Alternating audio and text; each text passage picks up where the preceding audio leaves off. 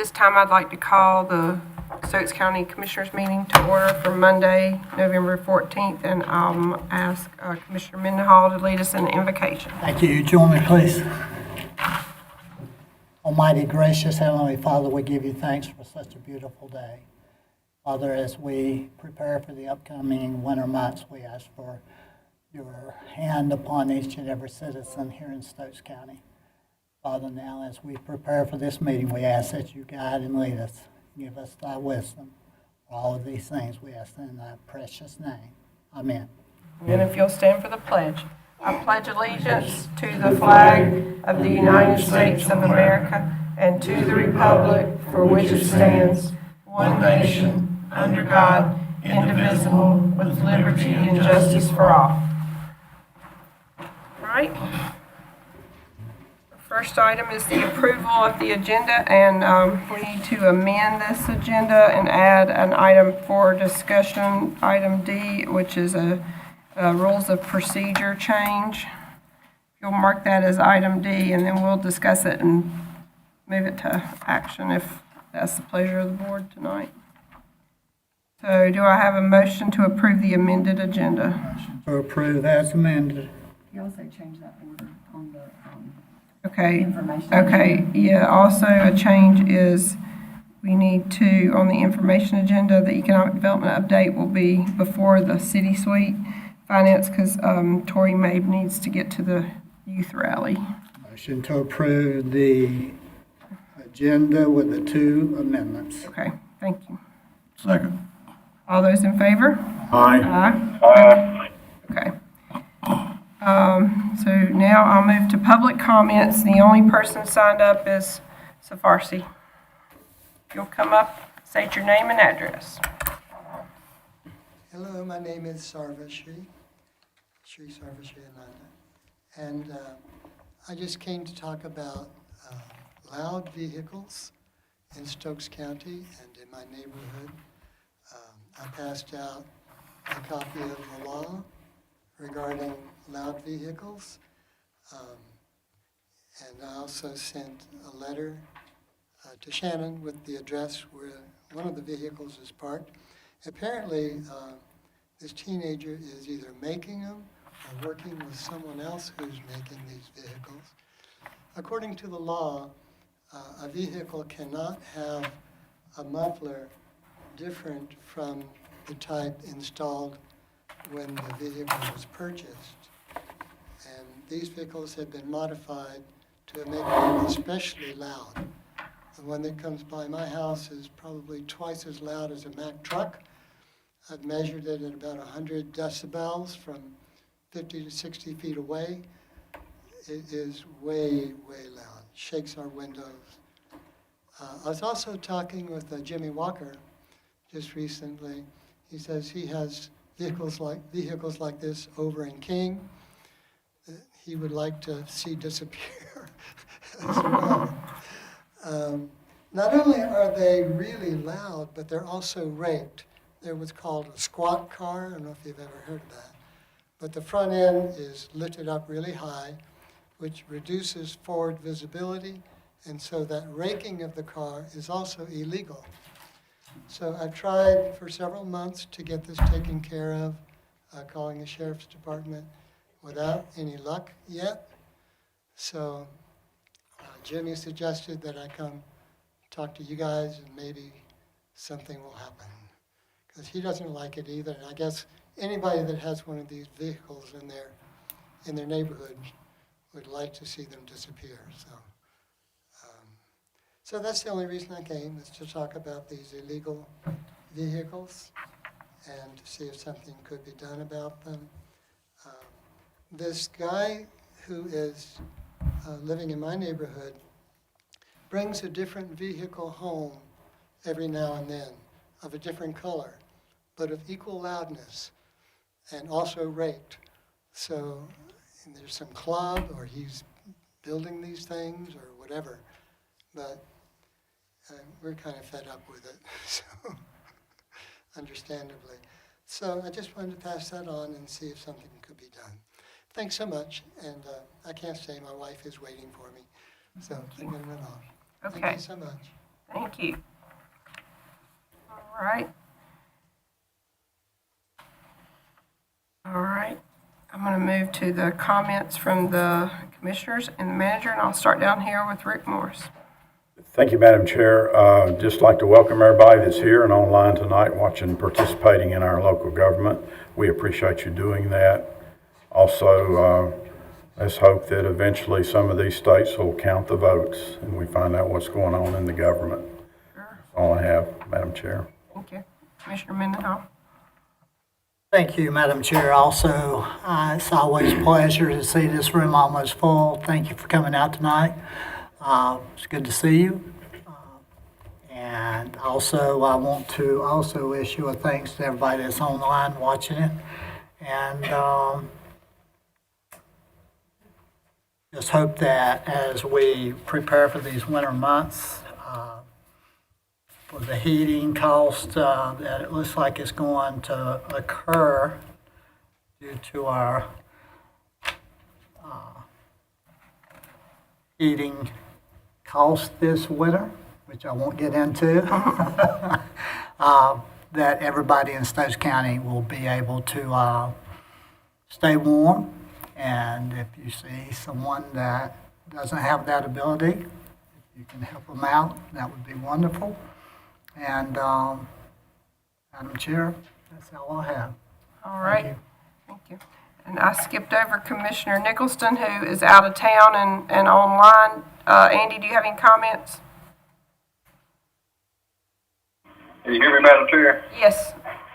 Yes, I'm sorry I couldn't be there tonight. Hope everyone's doing well, and just wanted to be sure we keep UVA in our prayers with the shooting that had happened and all the families involved there. And look forward to seeing you guys when I get back home. Thank you, Madam Chair. Thank you. Vice Chair Barneycastle. It's great to see everybody come out tonight, especially on a cool night. So everybody stay warm. Look like we're getting ready to have some cold weather. Again, great to see each and every one of you. Thank you. And my comments are echoing what they have said about welcoming you here and those watching online. And the cold is here, and I'm not a happy camper about that, but I'll make it through. Also, I would ask for your patience with us as we try to get through the renovations at the dump sites. I know that's been a hot topic, and I think right now we're kind of at the mercy of the contractors doing the work and when they can do the work. And it was not an ideal time, but we didn't really pick the time frame. We kind of have to work with their schedules and when the bids come in and getting them awarded and getting the work done so we can have some really nice green box sites very soon. So we just ask for your patience and apologize for the inconvenience. We're all inconvenienced, so and I apologize for that. There's really not a great time to do this work, but thank you all for being here tonight. Shannon. Welcome to everybody here. I appreciate you being here. Like Commissioner Cox said, the green box sites are certainly an inconvenience, and we do appreciate everybody's patience. If you have any questions about alternate sites, you can always reach out to our office, and I think they've posted those at the sites as well, and our website, so if you can find some that are closer to you while your site's being reconstructed. Also, I don't think we meet again before the Thanksgiving holiday, so I hope everybody has a great Thanksgiving and has safe travels and gets to spend lots of time with their families. And we'll see you at the end of November. All right, thank you. All right. Takes us to our conflict of interest statement. Before moving any further, does any board member have a conflict of interest with any of the items on the agenda tonight, or one that could be perceived as a conflict of interest? Madam Chairman, I do have a conflict with the closure item on Gentry Road, since I live on Gentry Road, and at the advice of the attorney, I'd like to recuse myself from that discussion. All right, thank you. All right. Anybody else? Okay. All right, then we'll move forward with our consent agenda, which is the minutes, the budget items, and the tax office items for approval. Do I have a motion? Motion. Second. All those in favor? Aye. Aye. That takes us to information agenda, and the first item will be the economic development update.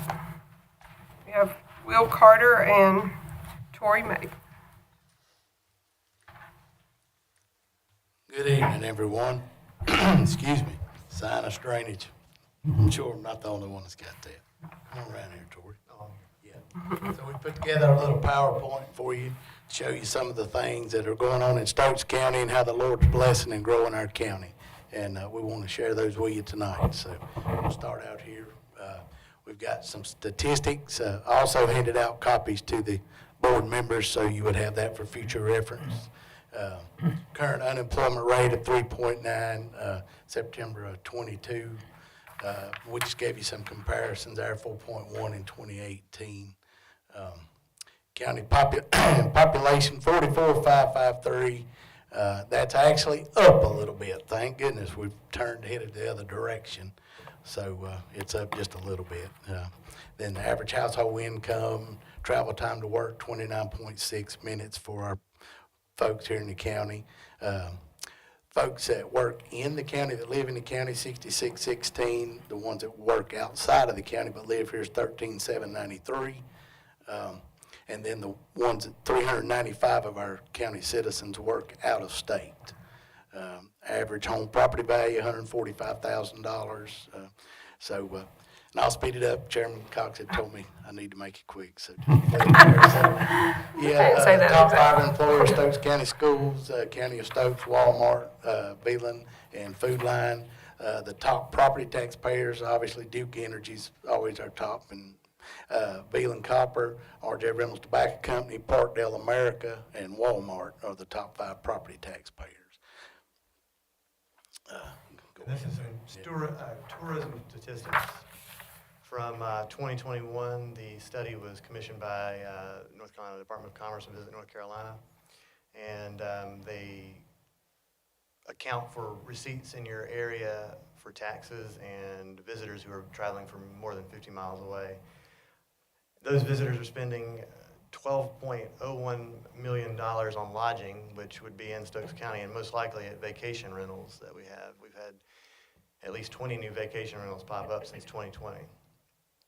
They spend $15.3 million on food and beverage, $5.6 million on recreation, almost $4 million at retail, and they spend money on transportation with a total spending from visitors of $46.33 million. In 2021, Stokes County received a 48.6% increase in visitor spending from the year previous, 2020, which in 2020 we were in the top 10 of counties to receive any increase in spending, because most of the big cities had taken a big drop in their spending from visitors in 2020, but we had outdoor recreation where people could spread out and distance themselves and enjoy themselves and get out of the house. Tourism employment in Stokes County is attributed to 236 people. The labor income of $8.9 million. State taxes brought in by visitors, $1.9 million, and local taxes that stay here in Stokes County, $1.6 million. And that is a savings per tax-paying residents of $78.57. In 2021, that is an estimate. If the money was not there from visitors, and they're spending and the tax money coming in from those visitors, the taxpayer may have to pay a little more to balance the budget. In 2021, Hanging Rock State Park was visited by over 900,000 people, and that is on track for this year too. I talked with the park superintendent the first weekend in November, and they're not below, but they're definitely set for the same number as last year. The record single-day visitation at Hanging Rock was just over 12,000 people set in 2020, and that was, of course, the year that they were turning people away from the park more often than holidays like they normally do. Previous record attendance for the state park was 600,000 set in 2016, so they broke that record in 2020. The Harps River access, we want to talk about it a little with the tourism. When the county hired me, we found out, we were looking back at the leases, and the lease had run out several years earlier for the property there for that river access. Long story short, after multiple conversations with the family members that were considering closing it and building a house down there, actually, one of them was talking about moving back here, they finally agreed, as long as we kept the name Hearts on it in honor of the parents and grandparents, that they would sell us the property, and the board at that time agreed to purchase the property. So we're real tickled that that access will be here from now on for the citizens. I hit it, Jordan, let's roll. This Pitcher Road access, I won't read all of that, but each of you have it there. So long story short, we're very thankful to Duke Power for coming in and purchasing that property and building that river access at no cost to the taxpayers in Stokes County. You can see the concrete ramp. You can roll a wheelchair right down to the water, as well as the steps. And so we have Duke Power to thank for that. So another thing we're very excited about and proud of accomplishing is the Firemen's Academy that I was able to get the school board and the commissioners agreed to as well, and Jake Oakley at the time, to fund the Firemen's Academy to help us grow our volunteer firemen in the county, and that's been a huge success. It more than doubled what I thought it would at the first enrollment. So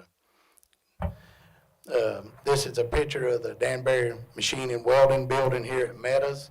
They were in the process of building when COVID hit, and COVID had kind of put the brakes on things, and slowly it's coming back. But just to give you an idea of what that means to the county, that piece of property was paying $1,541 in property tax a year, and now it's paying $7,549 in property tax a year at the current level of completion. Once it's complete and occupied, it should be paying around $40,000 or more per year. So this is a picture of Power Screen Mid-Atlantic. They're the 7th largest taxpayer in Stokes County, the largest taxpayer in Walnut Cove, and they were talking about leaving and consolidating all 3 of their places to Stokesdale, where the owner owned 68 acres of land. And after several conversations with them, and Kim Greenwood and myself and others met with their leadership teams, and they realized how much we really appreciate them being here. They wound up buying that piece of property that's pictured there, and they're going to consolidate in Walnut Cove. So we're very excited about that. Misner Pool Manufacturing, company out of California that makes filters for swimming pools for the Hayward Pump Company in Clemens, wanted to relocate to the Clemens area. The gentleman that's overseeing the project for the company reached out to us. He said, I know it's a reach and it's not really where we want to be, but I thought I'd just call. So long story short, we were able to find a building and put them together with the building owner, and they worked out a deal. So now they'll start manufacturing swimming pool filters and shipping them to Clemens. And the owner from California said, y'all are just nice folks up there. We really enjoyed meeting everybody. And that'll be 30-plus jobs over there, plus equipment. We'll receive property tax. Where's that located at? Behind the Country Corral down Charles. Oh, yeah, I got you. They were spending a lot of money on transporting stuff from the west coast to the east coast. Yeah, they were spending $1 million a year in transportation, hauling the stuff, hauling the filters out here. So that's why they decided to open an East Coast facility. Habitat for Humanity, Diane Myers had reached out to me and said that they were just out of room on Dalton Road location, asked if I could help find a suitable, larger building.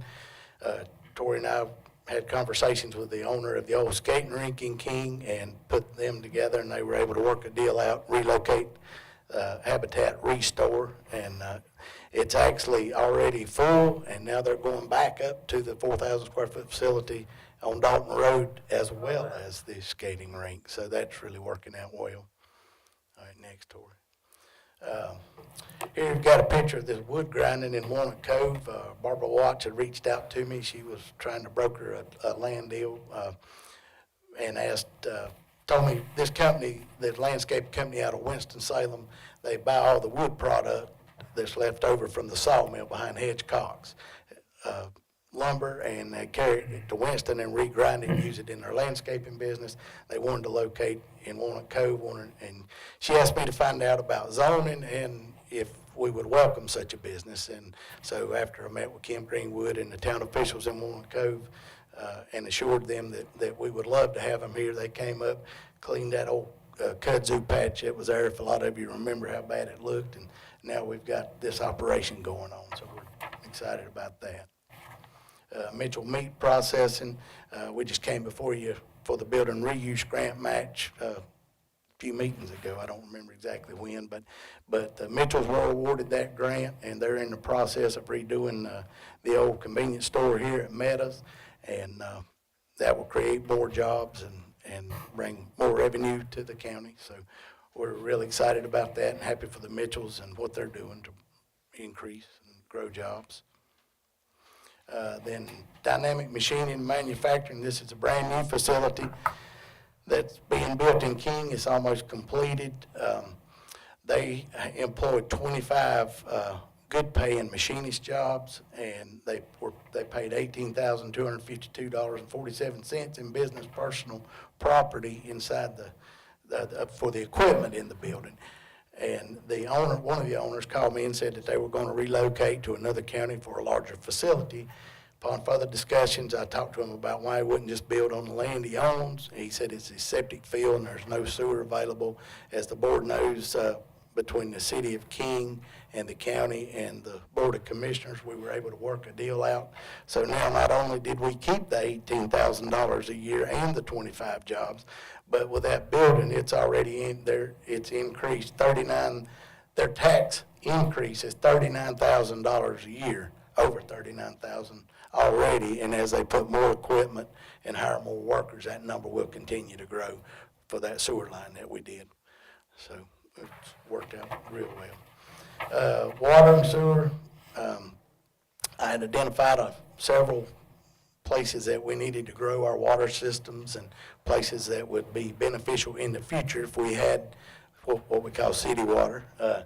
So long story short, I worked with our representatives, Kyle Hall and Phil Berger, and presented my plans and proposals to them. They were able to get us $24.6 million in the last 2 years in the state budget that is coming to Stokes County to grow our water system, so that the courthouse here, the hospital in Danbury, when all this is complete, we will be able to provide treated water from the city of Winston-Salem out of the Yadkin River to Danbury, and all through Meadows, and Walnut Cove already has it. So very proud of that accomplishment, as well as I worked with the town of Walnut Cove, and we were able to get them $8 million put in the state budget. So that's a total of $32.6 million that I was able to help get in the state budget for Stokes County. Wanted to show you a picture of King's Crossing. Sam Hooker, y'all all know Sam, great guy, and I'm glad he was born and raised here and willing to spend his money here to help grow our county. This is conceptual drawing of his building, and then you see the actual drawing of some steel that's already going up. So we really appreciate people like Sam that are willing to spend their money here in the county and help grow the county. As well as others, you got Adam Stewart, and a lot of you are aware of Adam and all he's done for the county. You know, we really appreciate men like that, and there are others. So I know I'll probably leave out 20, but I did want to mention Sam and Adam because they're at the forefront of my mind. So community involvement. I was honored to be on the SciTech Board of Trustees for 4 years, and King Chamber of Commerce Board of Directors, Stokes County Water Sewer Authority. Involved with the Stokes Connector back before COVID when it was going. And on the Stokes County School CTE Advisory Board, and of course we do job fairs and career fairs and stuff a lot. So kind of sped it up, but you do have a copy to go back and reference, so I hope that didn't take too long. No, that's fine. Thank you. Thanks, Will. If I may. Yeah, go ahead. Yeah, and everything's done is teamwork. There's no one person. Everything that happens is a group of people. And another thing that I'm very proud that I accomplished, or helped accomplish, not me solely, but was to tear down the old walls and to build bridges between the municipalities and the county. I'm very proud of the relationships that have been built between the county and the municipalities. When you work with people like Jake Oakley, Shannon Shaver, Kim Greenwood, Homer Dearman, Mike Barsness, you can get a lot accomplished. Those are good folks. They understand the meaning of the saying, A rising tide lifts all boats. You know, whether it's King, Wanaco, Danbury, it's growing the county, and it's good. So we're blessed to have great mayors that work well together, Jack Warren, Nellie Brown, Janet Witt, as well as their board members who are supportive of all the growth anywhere in the county, not just what is in their jurisdiction. They're happy for, King's happy for Wanaco, Danbury's happy for King, whatever. We're getting united, and that's wonderful. So it takes a team to make things happen. It's been an honor to be part of this amazing team. In summary, as long as we have honest, hardworking leaders that continue to look to the Lord Jesus for guidance and ask for his blessings on our county, we will continue not only to grow, but to thrive. It's all up to the Lord how much we grow, and we've got to continue to seek and look for his guidance. With all of this said, I'm officially notifying the board of my resignation effective December the 9th. I'm resigning to pursue other opportunities. I highly recommend Tory Mabe for my replacement. Tory has been involved with everything that's going on. He knows the people and the projects. I have no doubt that he will keep the county headed in the right direction if you give him the opportunity. Again, I thank you for allowing me to serve the great county of Stokes. Thank you. Thank you. Thank you, Will. Do any board members have any comments or questions? Good luck for the future. Thank you. Well, I just want to say I've been on the board since 2016. Will's been a part of this, all of this with Tory. They've worked well together. I've been with them, working with this twosome for 4 or 5 years now. I just want to say thank you, Will, for all you've done for Stokes County. Appreciate it. Thank you, sir. Thank you. Again, appreciate your hard work. Great report on both of your part and everybody else involved, and good luck with your future ahead of you. Thank you, sir. Yeah, thank you. I've only had the pleasure of working a couple of years with you as economic development and with Tory, but I've been very impressed with everything, and we appreciate your job you've done and your hard work, and we wish you all the luck in the world. And I think you're right about all your comments about the Lord blessing this county, for sure. Thank you. Anna, you got any? Thank you, Will. We'll miss you here for sure. I've enjoyed It working takes a with team. you. It's taken all of us. Yep. This board's changed 3 times while I've been here. The manager's changed once. Yeah.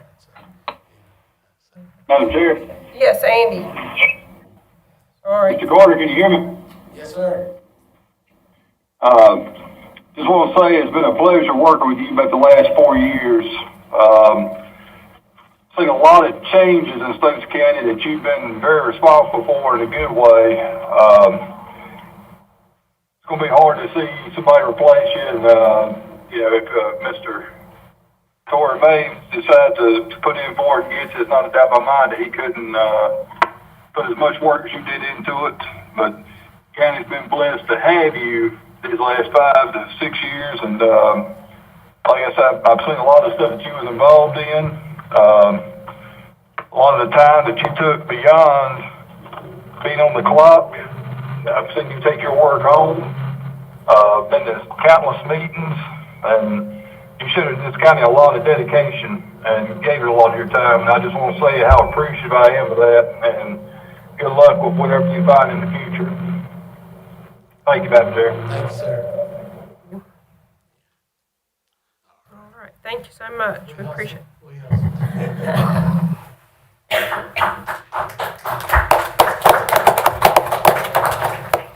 All right. Moving on to the next item is the City Suite Finance Software presentation. Good morning, or good evening, everyone.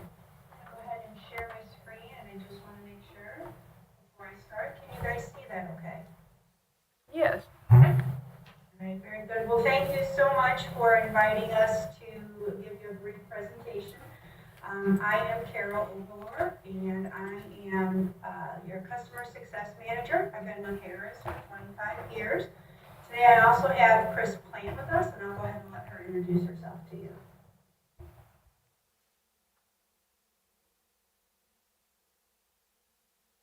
And looks like I was muted.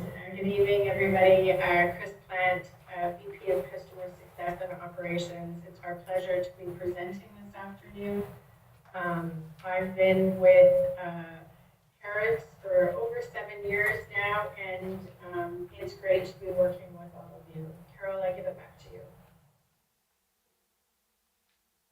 I have a brief PowerPoint put together for you, and this evening I'm just going to give you a brief overview of Harris ERP, why we think City Suite is a good migration path for you, and what City Suite has to offer and how implementation works. Shannon, can the volume be turned up? Turn them up on the TV and see if we can do it. Okay, thank you. Very good. A little bit about who Harris is. Harris is the largest of 6 operating groups of Constellation Software. Constellation Software is a leading provider of software and services to public and private sector markets. Harris continues to grow in the local government market through organic growth and acquisitions. Just a quick fact, did you know that Constellation, our parent company, is among one of the top 10 most valuable software companies in the world? That's something that we are very, very proud of. Harris ERP is a division of Harris Computer Systems and Constellation Software. We've been in the public sector software business since 1983. City Suite, which is our flagship solution, is a completely integrated end-to-end ERP solution designed to support local government and all of its enterprise software needs.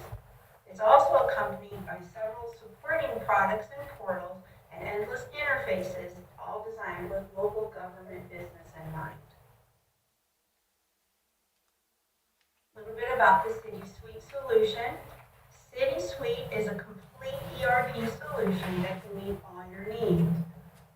We have a comprehensive utility billing and community development solution as well.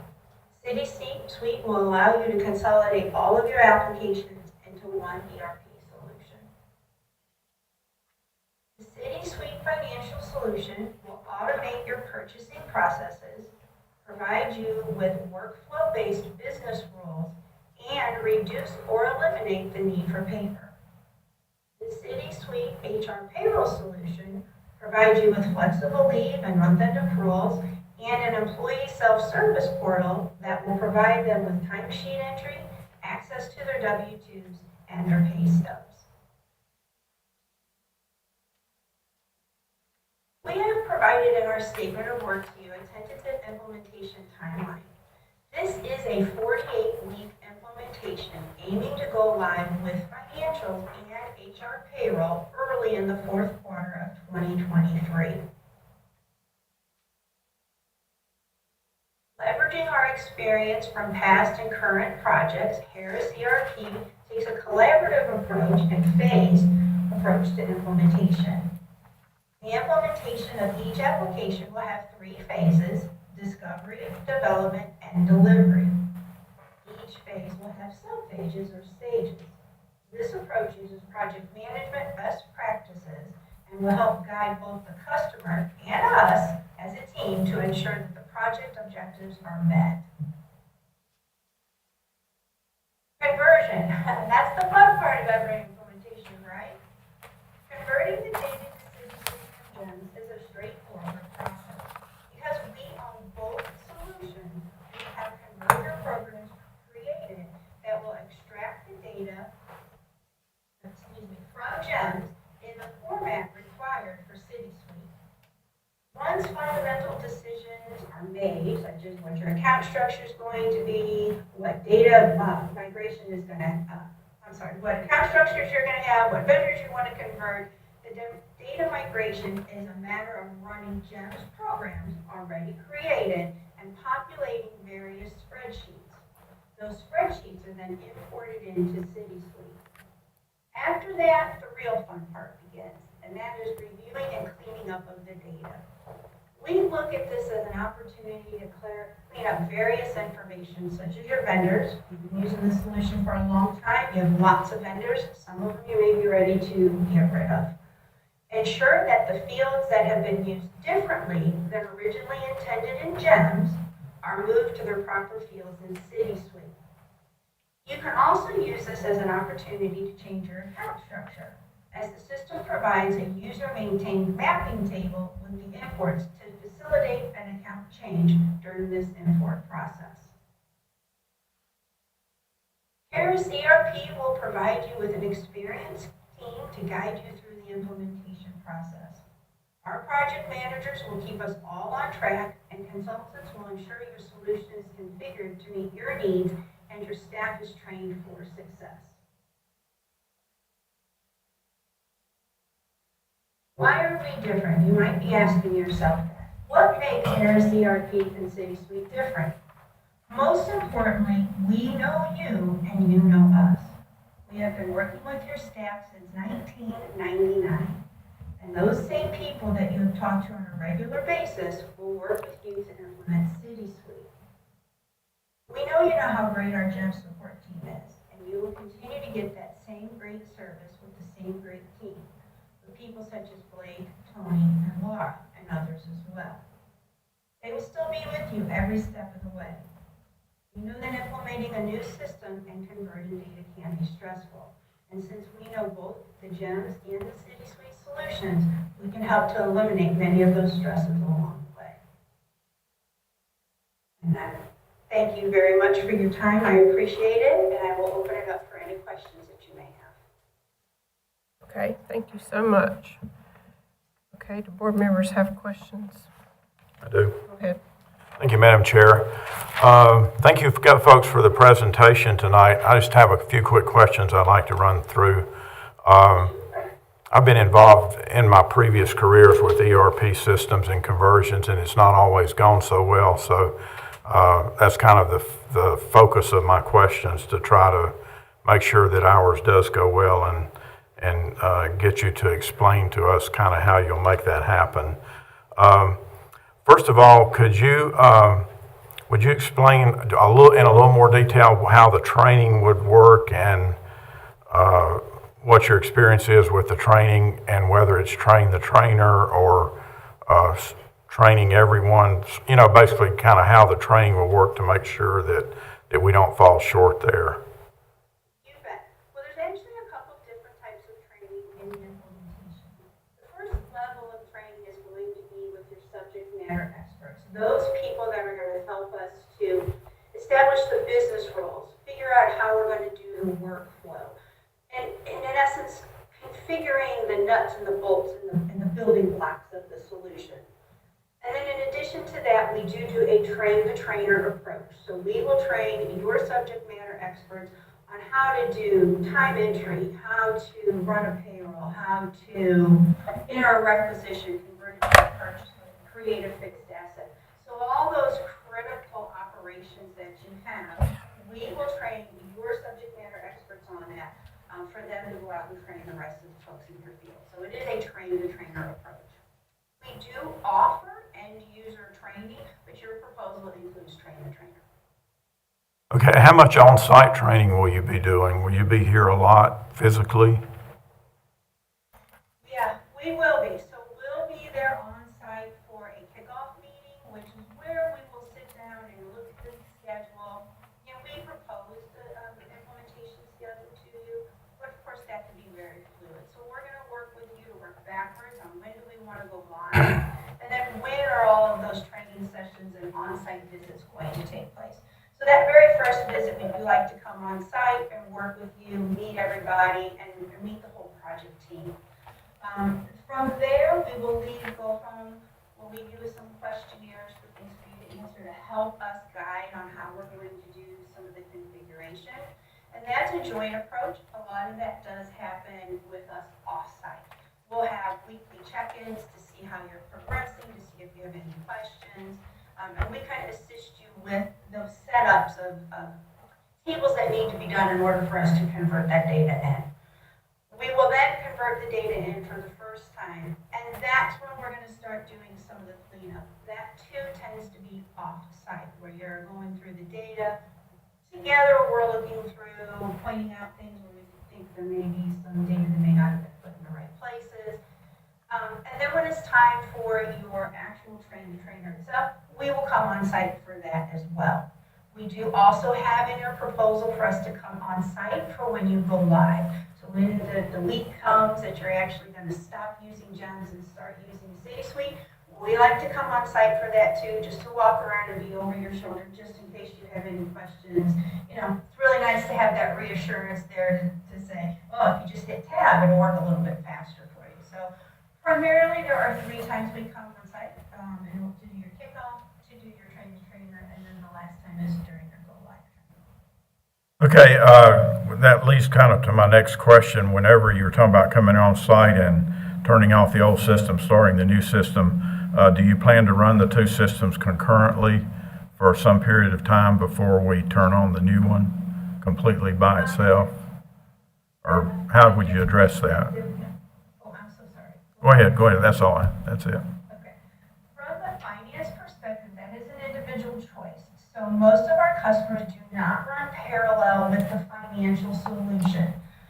So typically what happens after their conversion and after the training, you're going to run your financial statements in both solutions and make sure that they balance to each other. After you've done that, typically it's just you cut it and you go. On the payroll HR side, that's a whole different piece. We do require parallels with that, and we don't want to go live on that on payroll HR into the beginning of a quarter, and that's just for tax reporting and those types of reports that are required.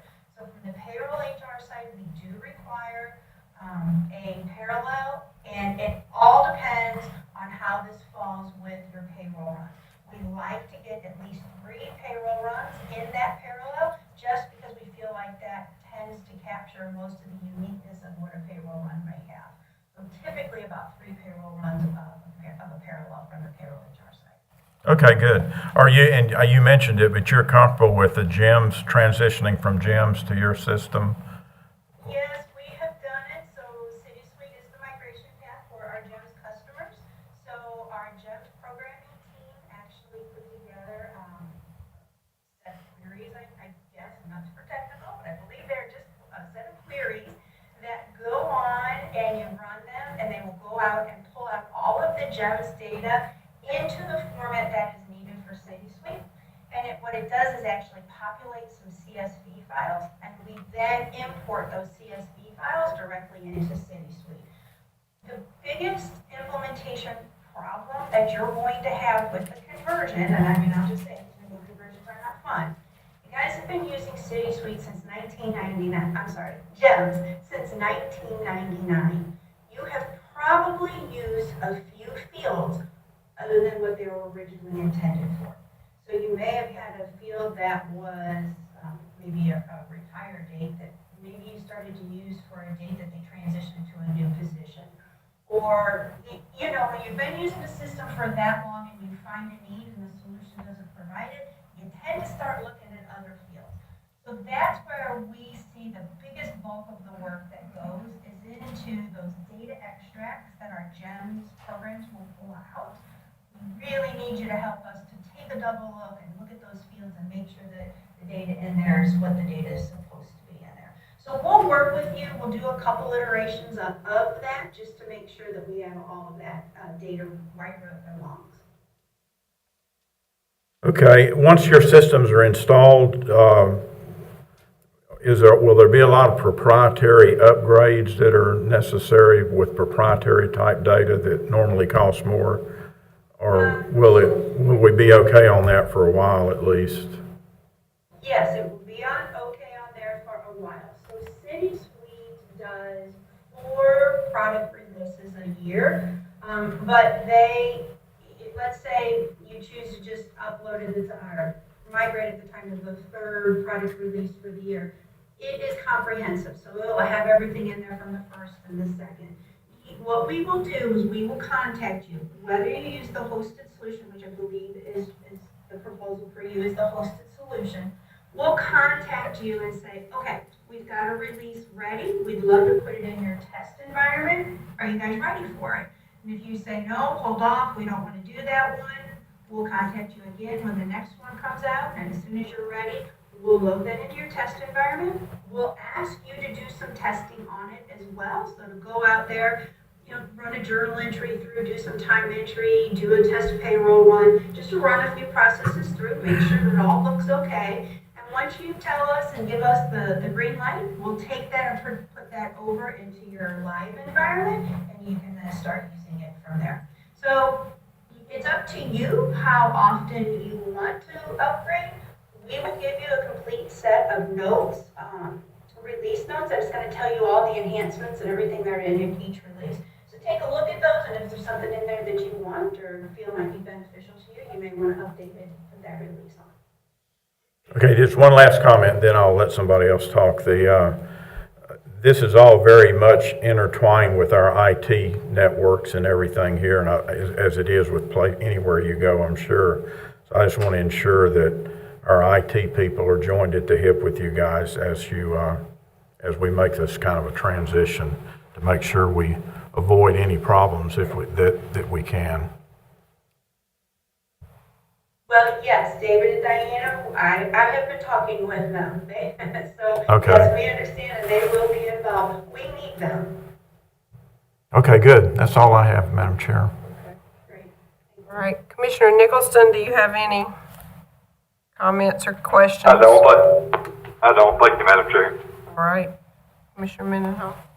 I have one question. I looked at your projected timeline implementation that was given to us, and I know this flexibility and there's going to have to be cooperation between your group and our group. How do you feel as far as staying close to the projected timeline that has been given to us? So we like the 48-week implementation, and we've had a lot of success with it. We have had a couple customers that have extended it a little bit, primarily because they had some staff turnover and we had to do some retraining and those types of things.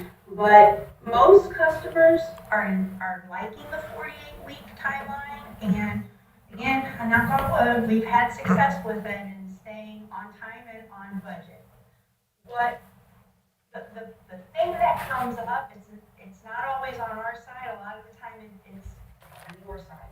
People take vacation. Things come up.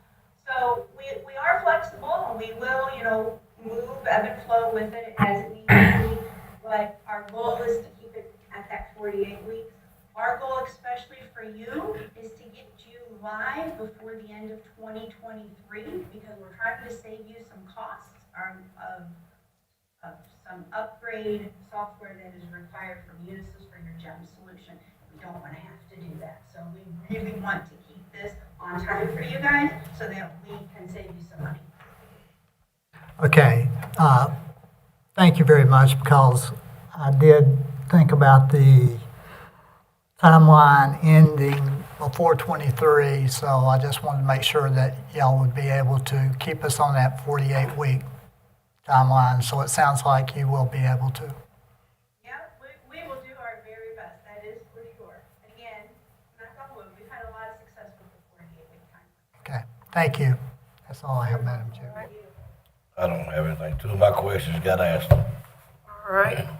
Thank you so much for your presentation. It was very informative. I think Rick asked the questions I had about the timeline and the IT information that I wanted to know as well. So I don't think we have any other questions. I thought of one more right quick. Oh, okay, Rick has one more. And Hold just on. one more. Have you run into any issues with audits and getting our government audits completed in the time window while this kind of a transition has been going on? No, we don't. We do like to try to work around audits if at all possible, but typically the audits are just going to be asking questions, and the data's going to go against your GEM solution. So, we don't, unless implementations span multiple fiscal years, we usually don't have any problems with the audit interrupting it, because again, the auditors are going to spend their time this year on your GEM solution and looking up data from GEMs.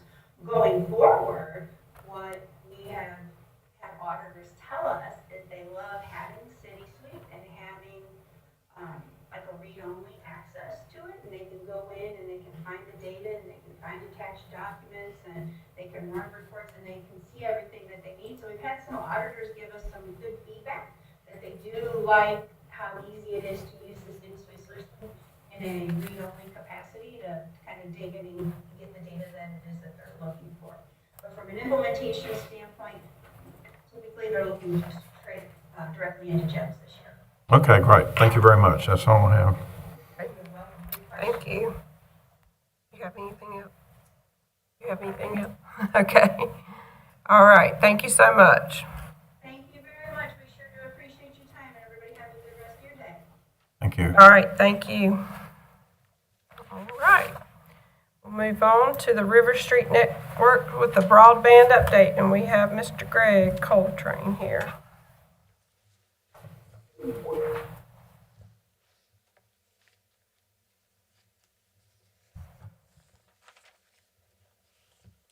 Good evening. Good evening. How you doing? Good. Thank you guys so much for allowing me to be here tonight. Chairman Cox and Commissioners, County Manager, we really appreciate the opportunity to present. I think when I was here with you last, our CEO, Eric Kramer, was with me. He was under the weather this evening. I'm hoping he's getting better, and he sent me along to give you a presentation. So if we can jump on into the slides, I wanted to... Do I hit something special? Is it all on the side? You know what? That would be a good thing to check. Leave it to me. There we go. So when I was back here with you in April, we talked with you about a few things that we wanted to work on, and I'm excited to say that we've checked all the boxes that you see here. One of the things that we wanted to do back in April was apply into the state for funding for about 1,904 locations, and we actually found there were about 1,933 locations in the application. So we submitted that application to the state. We were planning to apply in that partnership and received an award through the state Great Grant Program, and I'll talk to you a little bit in a minute about how that broke down. But we also wanted to go after future funding in the coming months for areas in the county that are considered less than 100 by 20 in service qualifications. So if people can't get greater than 25 and 3 service, or they can't get greater than 100 by 20, those are broken into funding mechanisms across the state and with the federal government. And then the Fiber to the Home project would begin, we proposed that it would begin within 180 days of receiving a signed agreement with the state for that funding. And so some of those things are pending because the state, I guess it was maybe 2 or 3 weeks ago, County Manager Shaver and I had some emails back and forth with the state trying to get them to provide some updates as to where they were in that program. And so they had some contingencies they were requiring us to submit. Everybody that was a recipient across the state is going through this contingency process right now. And once that's done and they wrap up all the requirements, we'll be able to move forward with the grant. And then our wireless project would begin simultaneously at the same time as that project is underway. So let's recap real quick. In 2015, How long is the state going to take to do that? You guys have any idea to get that contingency stuff? Well, we have everything in to them except for 4 documents, and I'm hoping to have those documents in this week. Okay. So I don't know from the state what their timeline is as far as releasing it, but I know they're anxious to get those funds out the door. When they do that, then that'll start the 180-day clock. Yes, sir. Okay, great. So in 2015, we worked with you to build this network that you see on the screen here. That core network was to run through the county. We asked you for $1.8 million to do that. River Street then in kind funded $8.4 million, almost $8.5 million. So that total project was $10.2 million to build that backbone. It was to build 239 miles of fiber cable and construct routes of 107 miles for the backbone. And the serviceable locations at that time were to pass 2,886 locations.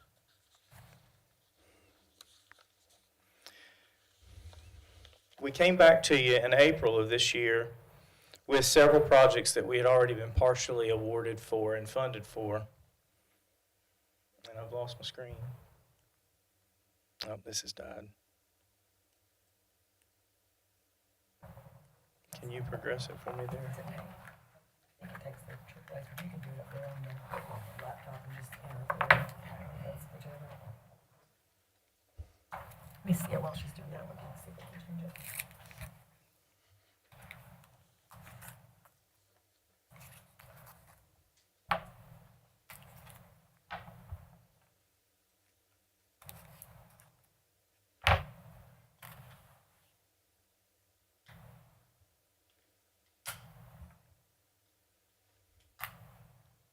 Looks like all the slides vanished. This went away.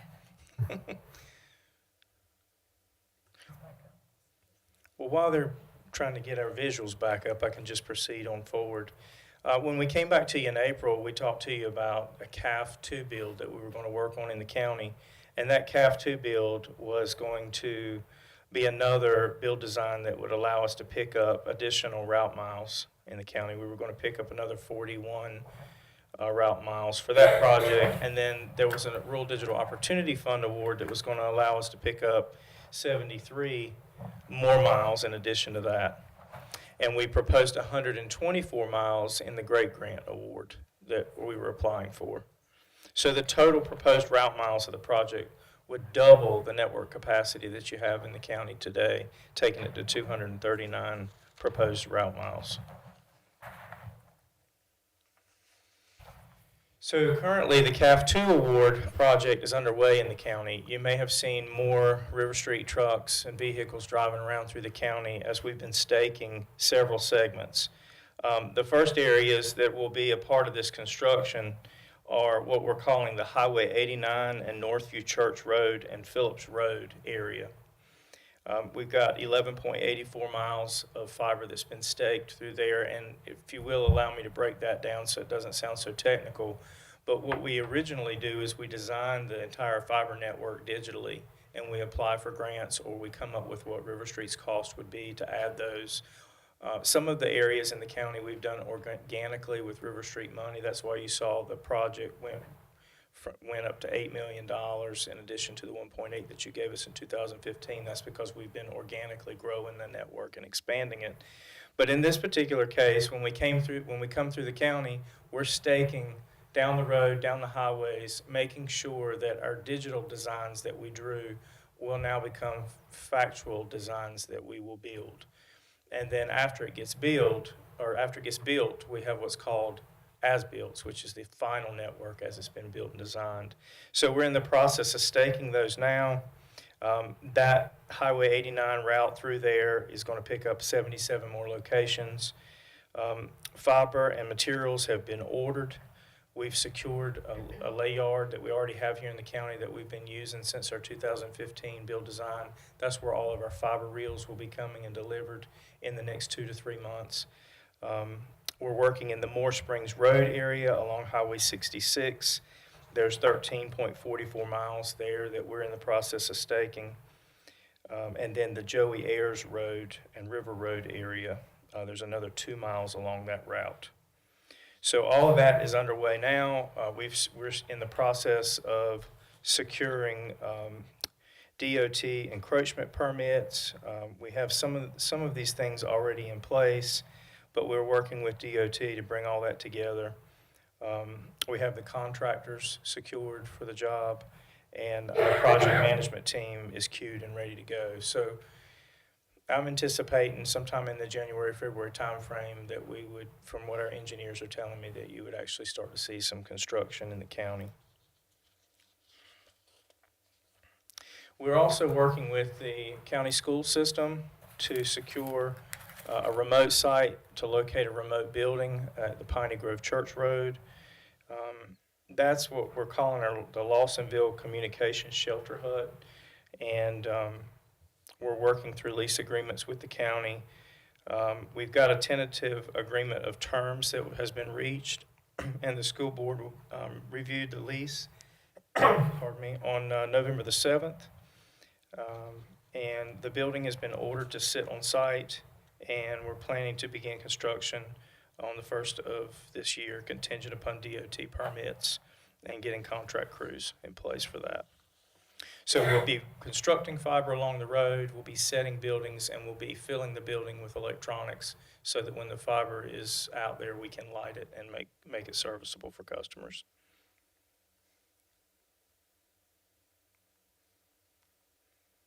Okay, so phase 2 of the project is outlined to be broken into 2 segments. That's going to be the RDOF, the Rural Digital Opportunity Fund Award area that we have. That particular project is the 73 miles that we'll be building, and that's going to pass roughly 793 structures.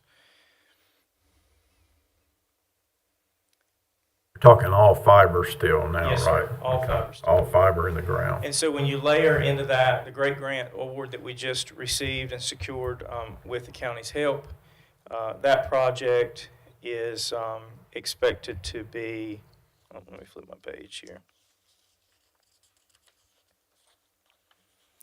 So the county, when we were here, we asked you guys if you would commit to $2.4 million for that project. And when we applied to the state, based on our scoring with the state, the way the math worked out, the state actually gave us a higher grant, which allowed us to reduce the county's match. So even though you said up to $2.4 million that you would help in funding that project, the match that we have for this specific project is really 1.7 million, so 1,768,000. And what we would really like for the county to do is to take the remaining portion of that, the 631,000, and bookmark that, and park it on the shelf, because I'm going to tell you in a minute about some additional funding opportunities that are going to be coming around the curve next year that we could benefit from. So in this particular project, the county match was 1.7 million. River Street's match for this is $757,898, and then the state grant award was $4 million. So the total project cost here is $6.5 million. And the fundable locations passed for this project is 1,319. But we're actually going to pass 1,933. So when you're going down the road to get to the fundable areas, you pass areas that weren't funded, but they still benefit while you're trying to get over here to connect these people. So that's 124 route miles. Now, I think what we had actually worked out in our agreement was that we would take the $2.4 million and divide that into 3 installments, $800,000 per installment, and we wanted $800,000 up front before we get started on the project to help us buy materials and equipment. And then when we get 50% complete with the backbone, we ask for another stipend of $800,000. And then within 5 days of completion of the backbone, we would send the county a statement for the remaining $800,000. Since the numbers have been reorganized under a reduced amount, what we would like for the county to do is provide us $600,000 at the beginning of the project. And then when we get half the network built, another $600,000, and then upon completion of the project, $568,000. And like I said earlier, if you could park the other earmarked funds and hold those, and if the county has any other dry powder for broadband funding that they want to start holding on to, the BEAD program will be starting probably at the end of next year, and there could be potential opportunity to assist the county again. I think one of the questions that the county had asked in specific was for me to break down and describe the cost per route mile. In this particular project, the cost was around $52,000 per route mile for the entire project. And on average, we've seen fiber builds like this run from $35,000 per route mile to as much as $85,000 per route mile. So the average between the two is somewhere right around $60,000. The cost of materials has been climbing because of the demand for everybody to put in broadband right now. And then finding contractors, because they're in such hot demand, is causing their labor to go up as well. So we were trying to take that into consideration with this project. We're also working on a new website that will be outlining most of this project design and make it a little bit more user-friendly and easier for the citizens of the county to see when the network is going to be available in their area. And I'll talk to you about that in just a second. So when we were here in April, we also talked about the wireless build. So that's what I want to kind of shift gears for a minute and explain that the fiber that I just outlined to you helps us get closer to those rural pocket areas. And when we get fiber closer to those rural pocket areas, we find vertical assets that are out there, towers and such, that we can connect to. We need the fiber to provide the internet to the tower so that we can beam a good quality and reliable signal out to the customer. And so this fiber build that we just discussed will help us get closer to those vertical assets in those harder to reach areas. The wireless project has been actively underway. Materials will be ordered when the Great Grant Agreement is in place, and we've gotten that secured with the state. We're actively running RF propagations, and what basically an RF propagation is where we take a vertical asset, the elevation of that asset, what it can see based on the lay of the land, and determine the best technology to use to reach the most number of customers. And so that propagation has been underway. We've been doing location predictions and getting all the technical specs together on the towers that we are making an assumption we'll use in this build design. We have also been doing we've improved the network monitoring for the existing network that we already have in the county, which is allowing us to respond quicker when there's any kind of system performance issues. So all of the existing wireless infrastructure that we have has kind of been getting an overhaul over the last 4 to 5 months. We're reviewing the technology vendors. The plan right now is we're picking between 2 carrier grade providers. So like it's typically in a small WISP operation, you look at what you can install the cheapest that will get you the furthest. That's not what we're doing. We're actually looking at the same type of carrier grade technology that the cellular companies would use so that we can ensure that the quality of this wireless network will be better. Our project management team is queued up and ready to go. And then I already mentioned to you about how the Great Grant will give us better backhaul. We've been optimizing those towers that we already have in service, specifically the Brookcliff, the Friendship Forest, the Steve Morgan, and the Sourtown Mountain towers have been kind of getting an overhaul. So when you take the existing awards, the existing network, the existing award of CAF, RDOF, the Great Grant that we just received, and you overlay the wireless on top of it, this is, the coming together of that network that was built starting in 2015. So all of the areas that you see in red are the Great Grant Award. The orange areas are the CAF and RDOF awards. And then I tried to break it down here for you on the left, and just show you how expensive these networks truly are. So the county match in 2015 was $1.8 million. Your pledge for this Great Grant Award is $1.7 million. In 2015, River Street injected $8.5 million into the county for the backbone and additional build out. We'll be injecting new cash now with all of these projects of $5.5 million. And then we have support secured for right around $1 million. So the total project cost for all of everything that we will do and have done in the county is $14 million. That's quite phenomenal. And honestly, when I look around the other counties that we are working with in North Carolina and Virginia, none of them are as far along as you guys are. So it really has kind of been that forethought back then was monumental in making us to be where we are today. The Great Grant Award of $4 million, once you add that in there, the total investment here between the county, River Street, and the Great Grant is $22 million all in all. And so that will pass approximately 12,000 locations in the county. Now, based on census in 2020, you had 19,000 homes or households, 19 and a half. thousand. So we're well over halfway of your households in passings with this project. Total of 478 route miles countywide.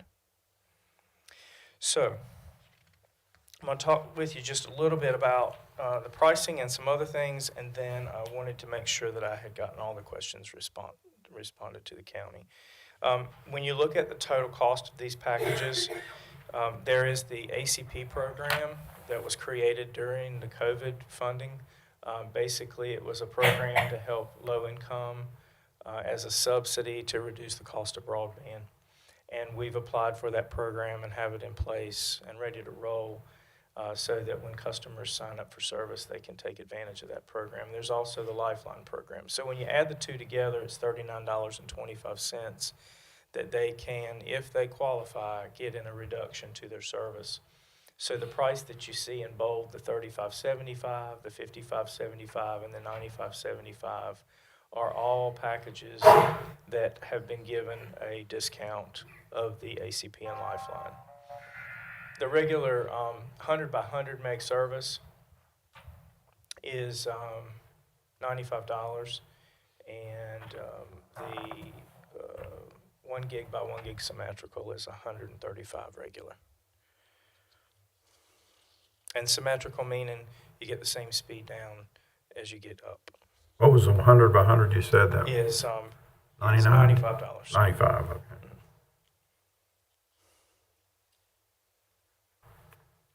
On the wireless, on the right-hand side, you can see how that breaks down. And so because we don't have the cost and the expense of running fiber to the house, it allows us to sell the services much lower on the wireless side because we're beaming the signal over. But with wireless, the quality is not the same as fiber, but it is better than nothing. So as far as promotions that we have going on in the county right now, through December the 31st, we've got a $100 off fiber internet, free Wi-Fi, and no contracts for customers who call in and sign up, or they can come to the office in Danbury and sit down with one of our customer service reps. That is a limited offer, and it will expire December the 31st, but there's no contracts, there's no installation fee. We try to keep it very simple. Get the customer in, spend some time with them, help them figure out exactly what they need, get one of our quality technicians out there to install it, and get them up and going. That's for existing network currently, right? Yes, sir. Okay. Yes, sir. We also have another sign-up day that's going on. The sign-up day will be December the 8th, and that will be at our Danbury office. And we're actually working in conjunction with Stokes Department of Social Services for the holiday season. And what we're encouraging local citizens in the county to do is to bring in a child's book that can be donated to social services. If you bring a book in and you're a brand new customer, you'll get your first month of service for free. If you're an existing River Street customer and you bring in a child's book, you can get a $50 credit on your phone bill, on your broadband bill. So that's a way for us to try to help give back to the community. I mentioned to you earlier that we're working on a new website, and that new website is supposed to be out the first quarter of this year. The plan behind the new website is to integrate all the mapping that we're doing around these build designs in with the customer interaction, so that customers would be able to go to the website, look and see where their address is on a map, and determine in which build time frame that they would be getting service or have service available to them. They can go ahead at that time and do a order to pre-qualify, and that is held in our system so that when they're ready to come online, we can reach back out to them and tell them it's time to get signed up. So I mentioned to you earlier the BEAD program. The BEAD program is a federal funded program. This program is administered by NTIA, and NTIA has been going through a process here where they've been working with each of the individual 50 states, as well as DC, Puerto Rico, the U.S. Virgin Islands, any of our territories. But essentially it's $42.45 billion that is being injected on a statewide basis. And I know we've talked with you in the past about these elusive broadband maps that help us really not know exactly who's getting what where and who qualifies for grant funding. That is being fixed through what they call the broadband data collection. And back in September of this year, all broadband providers were to have all of their information in about where they serve, who they serve, geo coordinates, rooftop of where they serve and what they're serving, so that the federal government could take that and start to create a fabric map, a multi-layered map. That new fabric map is expected to have its first release and debut this Friday on the 18th. And the plan from the FCC is to use this map once it is fortified into what they are hoping it's going to be, which may be another version or two after the version we get this Friday. But that map itself will be used for this NTIA BEAD program. And the states have been applying into NTIA and working closely with them to determine how were they going to check all the boxes that NTIA was requiring that states do. So basically the state had to be able to share with them if they were awarded these funds, how were they going to guarantee that all the people in the state had already been built to less 25 and 3. And so that this last great grant award in our state was the state's effort to try to get to all of the last people who were considered less 25 and 3. So once they can check that box and say we've done that, then NTIA will allow the funds to be used to fill the gap between 25 and 3 and 100 by 20. So that will be what BEAD will be wrapped around, is that less 100 by 20. Those applications, worst case scenario, have to be turned into NTIA by June, but I think a lot of the states are already kind of ahead of the game. So I'm not exactly sure where our state is as far as their application, but NTIA has assured the industry that they're working closely with the states to make sure that it's everything it needs to be. What does NTI stand for? The National Telecommunications Industry Association, I believe. Okay. It has been around for a long time. If you remember back during the Obama administration, during the American Recovery and Reinvestment Act, there was a lot of funding that was given out to middle mile providers. There was also funding given out to for-profit nationwide entities, and NTIA handled that. USDA, through the Rural Utility Service, handled the funding for cooperatives to get last mile to serve the customer. Let's see. So worst case scenario, by the end of June of 2023, all the states will have their applications in, and then they have 12 months. NTIA has 12 months to approve all those applications. So this is kind of a lengthy process. It could be, for some states, as late as June of 2024 before they actually finalize all their awards out to the states. I don't think it'll take that long, just based on some of the different information that we're hearing. The project timeline to build, if you're awarded, is a 5-year build timeline. So if you think about what we were talking with you about in 2015 and where we are today, that's kind of what we're doing now. So we're basically saying, all right, so we've got another long sunset opportunity for funding and build out, but when the areas in the county are available in the less 100 by 20, we'll have them identified using this map, and we would be very much interested in talking with the county about River Street's plan and how we get to that.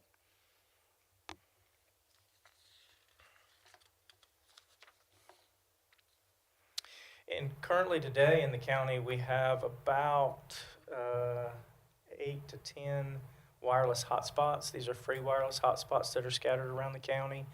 I think there had been several calls that had come in saying that some of these hotspots were working intermittently, and our operations group has sent technicians out since then and checked all of them to make sure that they're all working. At one point in time, we had talked about creating an available time limit from 7 a.m. in the morning until 11 o'clock at night. The theory was that because of the location of some of these hotspots that you might not want people hanging out in the wee hours of the morning, so we would have those turn off after 11 o'clock until about 7 o'clock in the morning. I did confirm with our operations group that right now, as far as they're aware of, we don't have any limitations around those wireless hotspots. So if you continue to get calls, please let us know so that we can get somebody out to check those.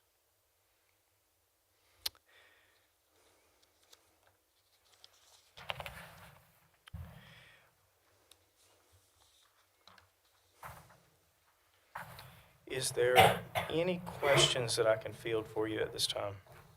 I'm sure we've got a few. Yeah. All right, we'll start down here with Commissioner Morris. Okay, I'll try to be really quick. On the BEAD program, that's kind of the long-range thing we're looking at after we complete what we've got going. And so there'll be matching requirements for that. What should we be looking at as far as what to hold to match for those kind of funds? We don't know yet what the state's going to require. Each state may create their own plan or program around that matching requirement. I would suspect that it's, in the past, what we've tried to do is look at a 20-80 split where we take the grant funding and we look at matching it with 20% of the overall project cost. And that's assuming that we get grant funds from the county and grant funds from the federal or state funding mechanism to equal that 80%. So I'm not really sure what to tell you, how to answer that question right now. Just kind of be prepared for it, right? Right. I do know that the state is working on this plan, but they're really trying to get this great grant award out right now. And I think until they get all of that dressed up and out the door, they won't have any additional information. Okay, would you comment one more time a little bit on what we should do with the $631,000 that we have left over now that we're not part of the 2.4?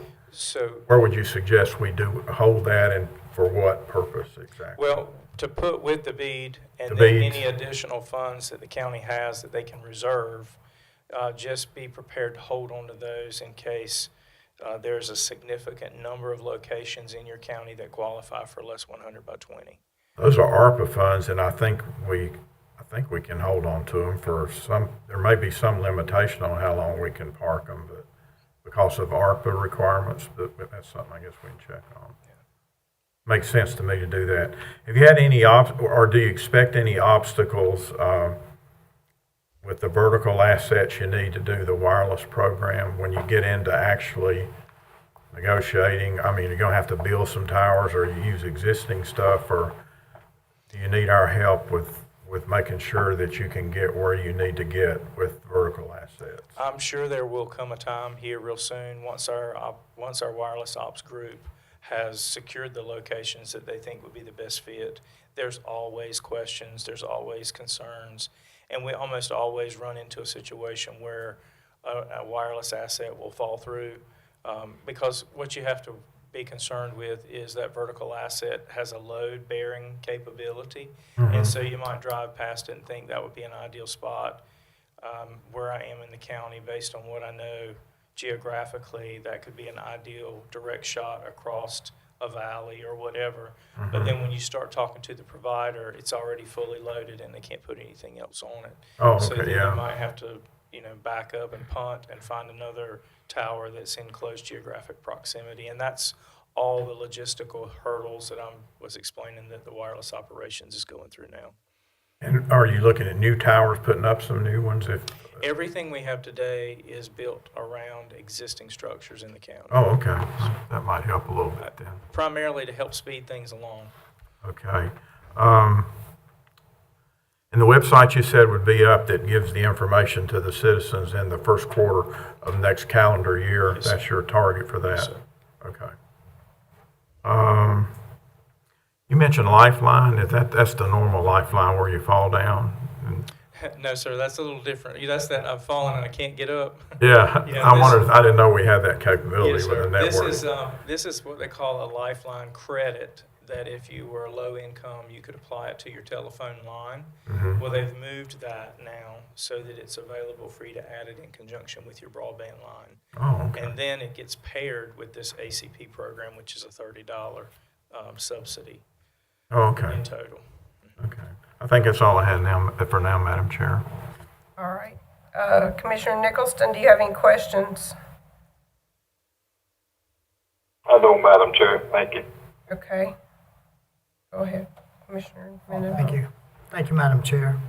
Greg, just to, want to make sure I'm on the same page that y'all are as far as the financial pieces that the county has to match. You said it was 2.4 and it dropped to 1.7. Yes, sir. So originally you were asking for 800,000 three times Yes, for sir. a match. Now it's 600, 600, and 5 something. Right. So the county should be saving between $600,000 and $700,000 on that match, is Yes, that sir. correct? Okay. And what were the numbers, 14 million and 22 million? Which one was the amount that has gone into the total amount? So the 1.7 million is the county's match for the Right, grade. for that. Yes, sir.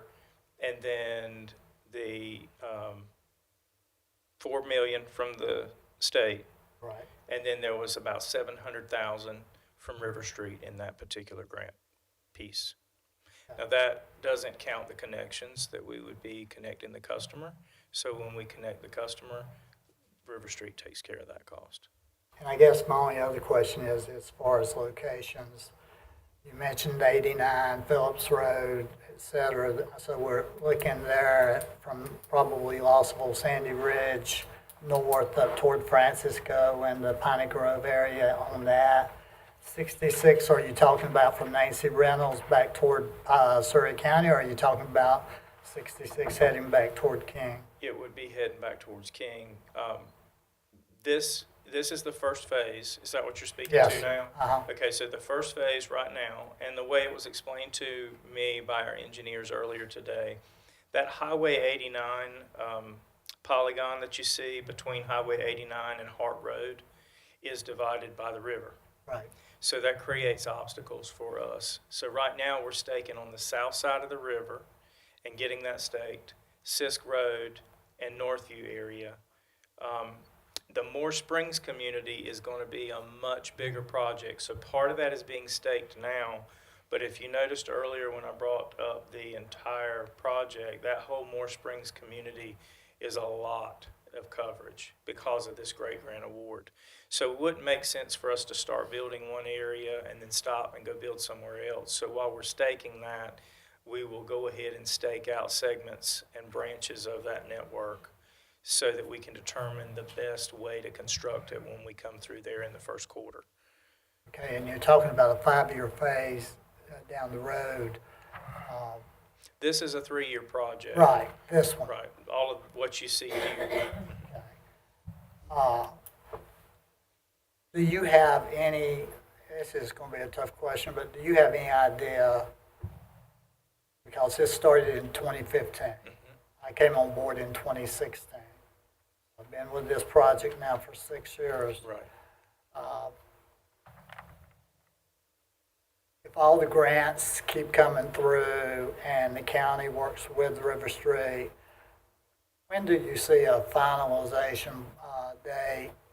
Can you give me any kind of estimate as to when, and this is going to be a tough question, when will we have completion in Stokes County? So if we finish this project in 3 years, the next wave of BEAD would be a 5-year build design, Right. potentially. That's why I said 5 years. And it could be built potentially sooner. It just depends on a lot of different factors.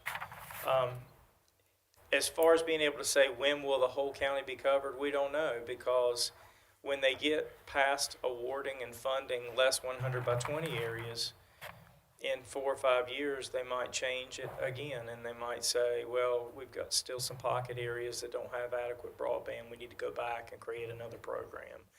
I mean, I've been hearing us say for a long time, every time we see a federal or state program come out, this is a once-in-a-lifetime opportunity. I heard that in 2015, 14 timeframe under the American Recovery and Reinvestment Act. I'm hearing people say that now under this BEAD program. This is a once-in-a-lifetime opportunity. I think it could be because the majority of the nation, after all of this money is going to be given out, is going to be predominantly in a fiber world. But you see what's going to happen to your county. You're still going to have pocket areas. Now, granted, you've got big cable in a good portion of the county that's meeting some bill providing broadband. It could be argued by people if they're satisfied with that or not, but they're meeting the bill for the current criteria for what broadband needs to be in the county. And so it's going to be hard to say when would Stokes County be 100% broadband, because they keep moving the broadband bar of what is considered broadband. Okay, so my mother's family's from Wilkes County. Y'all's home base is Wilkes County, is that correct? Yes, sir. And I stay in touch with many of my relatives up there quite often. So I'm looking now, that's why I told you it was going to be a tough question. Mm-hmm. Yeah, I mean, I knew up front, it's dependent upon many variables. Yes, sir. However, you know, I have a lot of people that, as a commissioner, they ask me, and I'm sure others get, when is our area going to get this service? I have people in Warnick Cove that still doesn't have the service yet. Right. That calls me. And that's why I'm asking, and I knew you probably couldn't give me a definitive answer, but I just wondered if you had any 2030. Well, as you can see, it's very expensive to build these Oh, networks. I understand that. And the return takes a long time, and that's why we don't have broadband in most of our country. And it's why they're working so vigorously to try to fund these programs and create these subsidies. It may be hard to reach for, but for the people in this county to understand this sizable of an investment in Stokes County, it took since 2015.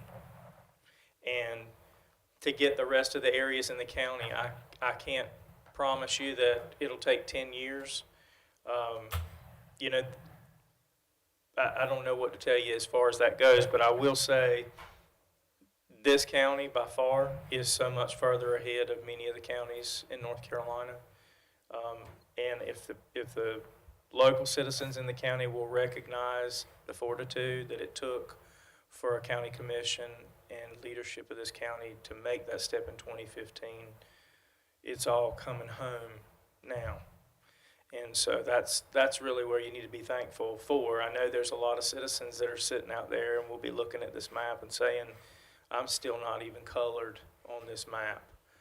And so, you know, we just want to keep the conversation going, keep working to grow this network, to get as many people as we can broadband and get them connected so that we can turn around and reinvest that money right back here to continue that organic growth. And I understand that. Yes, And I sir. hope you understand that as commissioners, we answer to the public. I absolutely do. When I they- appreciate you asking the question. You know, when they give us a call, you know, I just Right, want, you've answered my question. certainly. Thank you. Thank you. Thank you, Madam Chair. No problem. Greg, by the time you started in 2015, what percentage of the county you think you got covered now? Well, when we look at 19,000 households, now wireless inflates this a bit because it's kind of a scatter, but I would say that we probably have at least a third to two-thirds, somewhere between maybe a half of the county covered. You've got large cable in other pockets of the community, and I don't know what their numbers are like. So that would also be a hard question to answer. If we knew how many customers they had and how many we had and what your total census was, it would probably be easier to answer. Another thing too, and I know we talked about this before, and I like the graphic you showed of the different type packages you could get, and also very thankful that you offer a discount to low-income people that can't afford it. Some citizens, for some reason, I think because the county helps, thinks this is free, and we need to get that out and make sure this is not a free service. I've actually been asked that question because they said, well, the county's got money invested in this. Yes, this is to help with this project. No, it's not a free service. Everybody has to pay, you know, when this comes down the line. Right. But going back to your grant, you was talking about you hadn't heard anything. Maybe they will do you like they done me at the fire department. I got the check and then I got the email 2 days later. So maybe that'll happen to you from the state. Maybe you'll be that lucky. So, Well, the state, the state, let me make sure I'm clear that the state is not behind. They've just issued out these contingencies in the last couple of weeks. And so I feel pretty sure as soon as they get everybody to check all the boxes they've asked for, that they will release the funds, so. Or at least allow us to sign a contract, an agreement with the state. There's a big difference between signing the agreement with the state and then the state will hold us accountable for our project to make sure that we're meeting the benchmark timelines and things. So that will be coming once the agreement's signed. well, good luck with your project, and you got a tough tassel when you get on Moore Springs Road. I can assure you. Yeah. Is that all you thought? Yeah. Okay. So you said once the state releases the funds and you get the contracts and everything signed, it's 100 and, I know you mentioned 180 days. Was that to start the project from that point? So somewhere in that timeline? So in our agreement, it says 180 days to order and get materials going, but I can tell you, we've already ordered materials and we've already got contractors lined up. So I want to tell you something, but deliver you a much better deal, so. Right. Well, that would be great. Yeah. So that, like this map right here, is there a way that we could make that map public, but with road names or area names? Like maybe not every single road has to have a name, but where people can get a general idea of where each area is. So actually, part of the redesign of the website, I think you'll be satisfied in what it will deliver, because our goal is to give the citizens the ability to kind of drill down and see what phase they're in. And that would be wonderful. physically see a. Of course, they don't have broadband, so they probably ain't gonna be able to do that, but. Look at it on the Get them a copy. Maybe they can go to the library or a hotspot. Madam Chair. Go to school. Sorry, I just. It's okay. All in good fun, right? Exactly.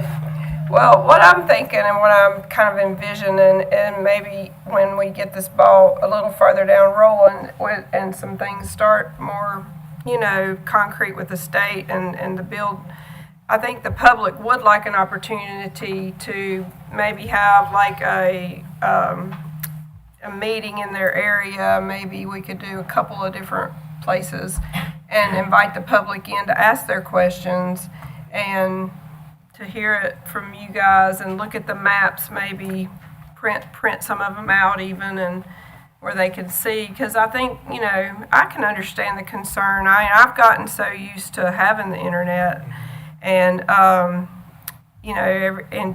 it just being something that I'm just accustomed to all the time. I mean, this weekend I was in Boone and Blowing Rock and Banner Elk, and I'll tell you, even up there were lots of areas I could not get a signal or get anything to work up there. And I was like, how do these people live like this? And so, and I know there are plenty of people in our own county that have that same frustration and problem, even when they have cell phones, but there's no towers or there's no,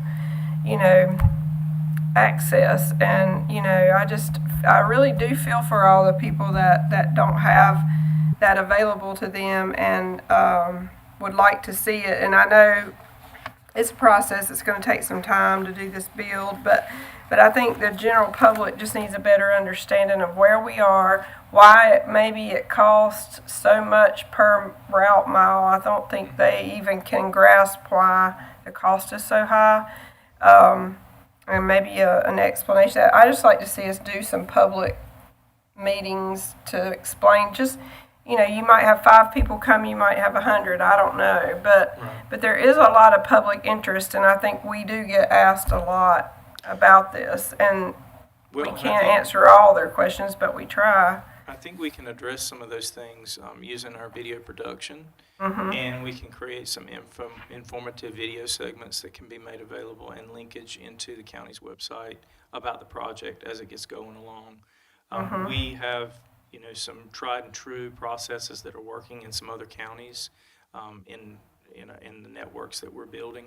And like you mentioned earlier, we've actually budgeted and are planning to come periodically into the county and allow customers to come in and find out how will broadband benefit them, and go ahead and tentatively sign up for the area that the broadband is going to be built to, so that they can get online quicker. So. And so the wireless aspect of this, I think you said there's 1,933 locations passed by, and then is there more with the wireless that will be served?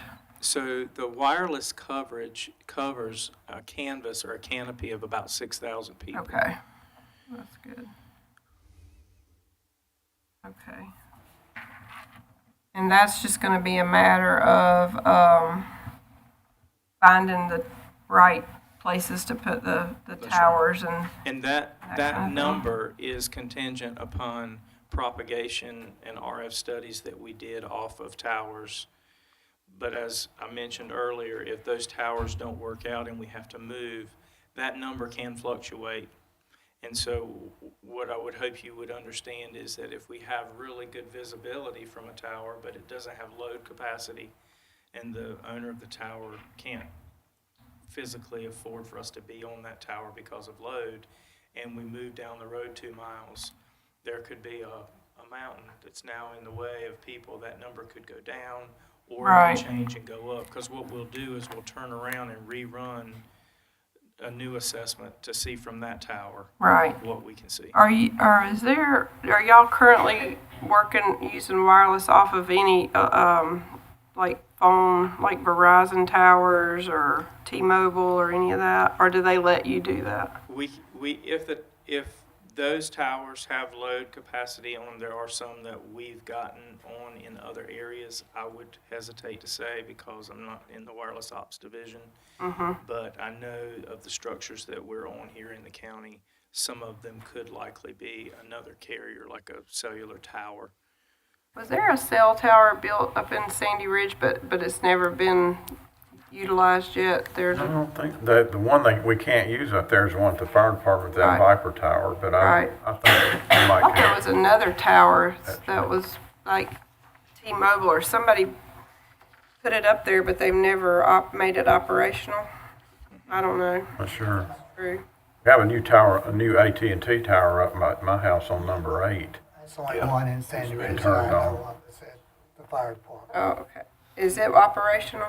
Yeah, I've been told, Eric Cohn told me that he, I think it, along with some others, must have been turned on. So he says he's getting good AT&T coverage around the county. Okay. That's a brand new one that we've got that just turned on number 8 up there. And that's located where? It's at intersection like of Gentry Road and number 8, right in that area there.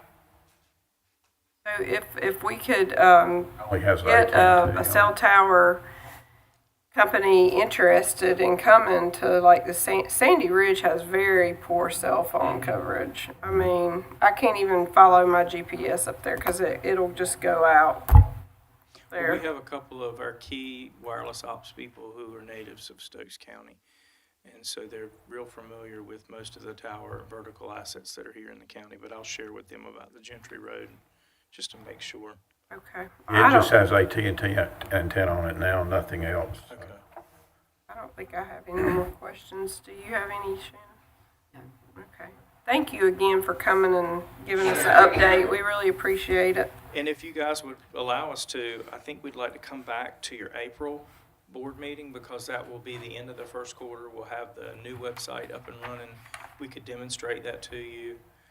We could provide you additional updates at that time on the current construction that would be going on by that time. And so if I can work with the staff, that'd be we'll good. get scheduled for April and come back. Sounds good. I'll try to get, Eric will most likely want to come. He loves to come down to Stokes, or up to Stokes County, so we'll coordinate that together. Okay. Sounds good. Thank you, Greg. All right, thank Go you. ahead, Rick. Let's have one other comment, Greg. We have a real advantage by the fact that we're going to get this wireless system, right? Because if we were Without that and just getting the FTTH, we'd be a way further behind, right, compared to what we're going to be. Absolutely. And, as far as I know, that putting wireless to these people is not going to discourage us from being able to get funding to take them to fiber at a later date. It's Yeah. just to bridge the gap. Exactly. All right, thank you so much. Thank you all. Madam Chair, I hate to ask this. I know we usually don't do this till later, but can we have a 5-minute recess? Sure. I know we're getting ready to go into discussion, but I could How really. about a 2-minute recess? Make it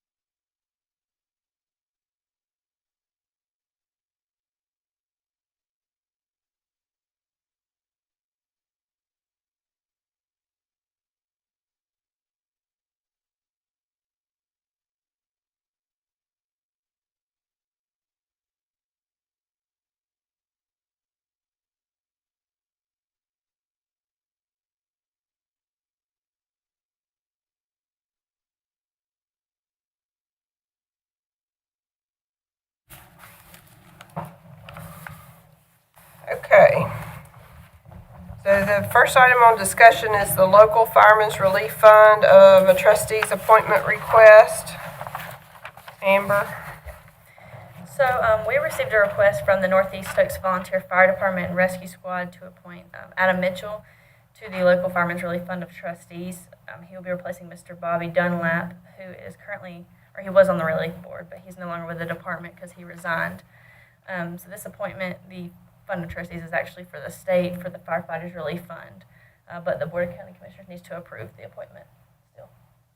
Okay. I need a motion to nominate Adam Mitchell. Do we need to close nominations first, or can we just go ahead and nominate Adam?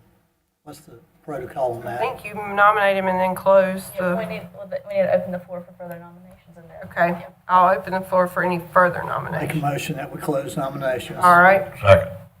all right. Just move it to action, please. All right, well, we'll make that action item B. We can just move it to the next meeting. Oh, to the next Yeah, meeting? that's fine. Okay, it'll be on action for the next meeting. Okay, item B is the request for the partial abandonment and closure of Gentry Road. So we received a request from a property owner on Gentry Road that was sent to us through the DOT for the partial abandonment and closure of a section of Gentry Road. It's around half a mile of that section that they're requesting to be closed.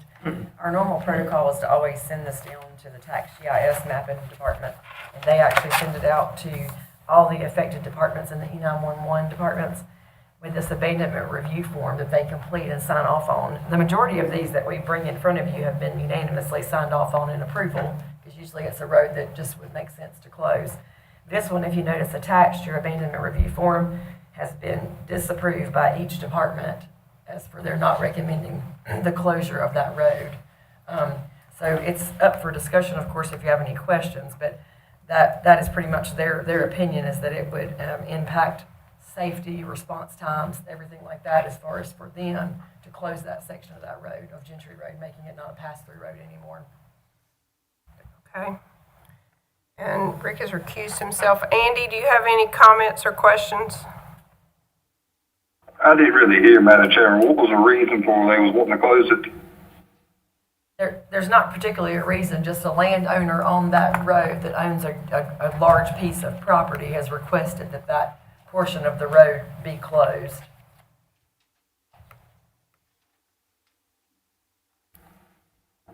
Okay, and what's our medical staff saying about this? Every department, you've got signatures from EMS director, fire marshal, the sheriff's office, planning director, tax administrator, and communications have all signed off not approving the closure of this road and not recommending it.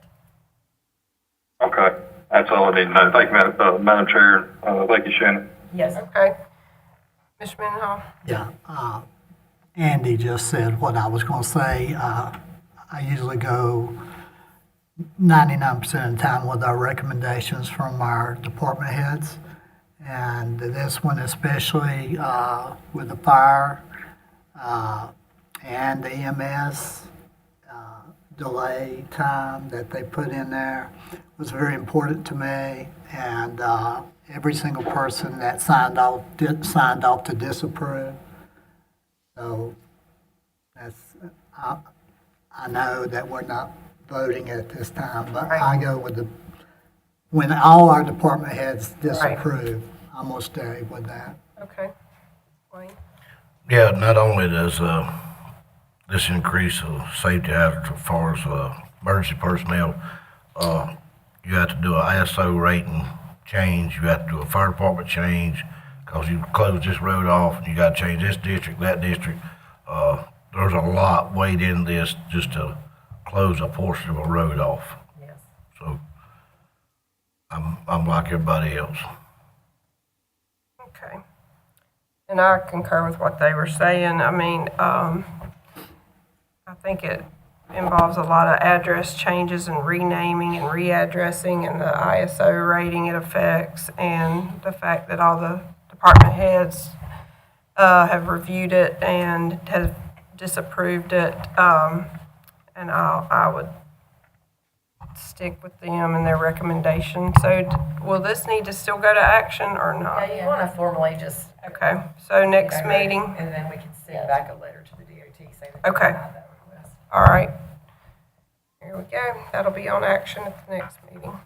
The next item is the substance use updates and discussion. So we have Derek Vickers and the community paramedic team with Laura Bullens and Tara.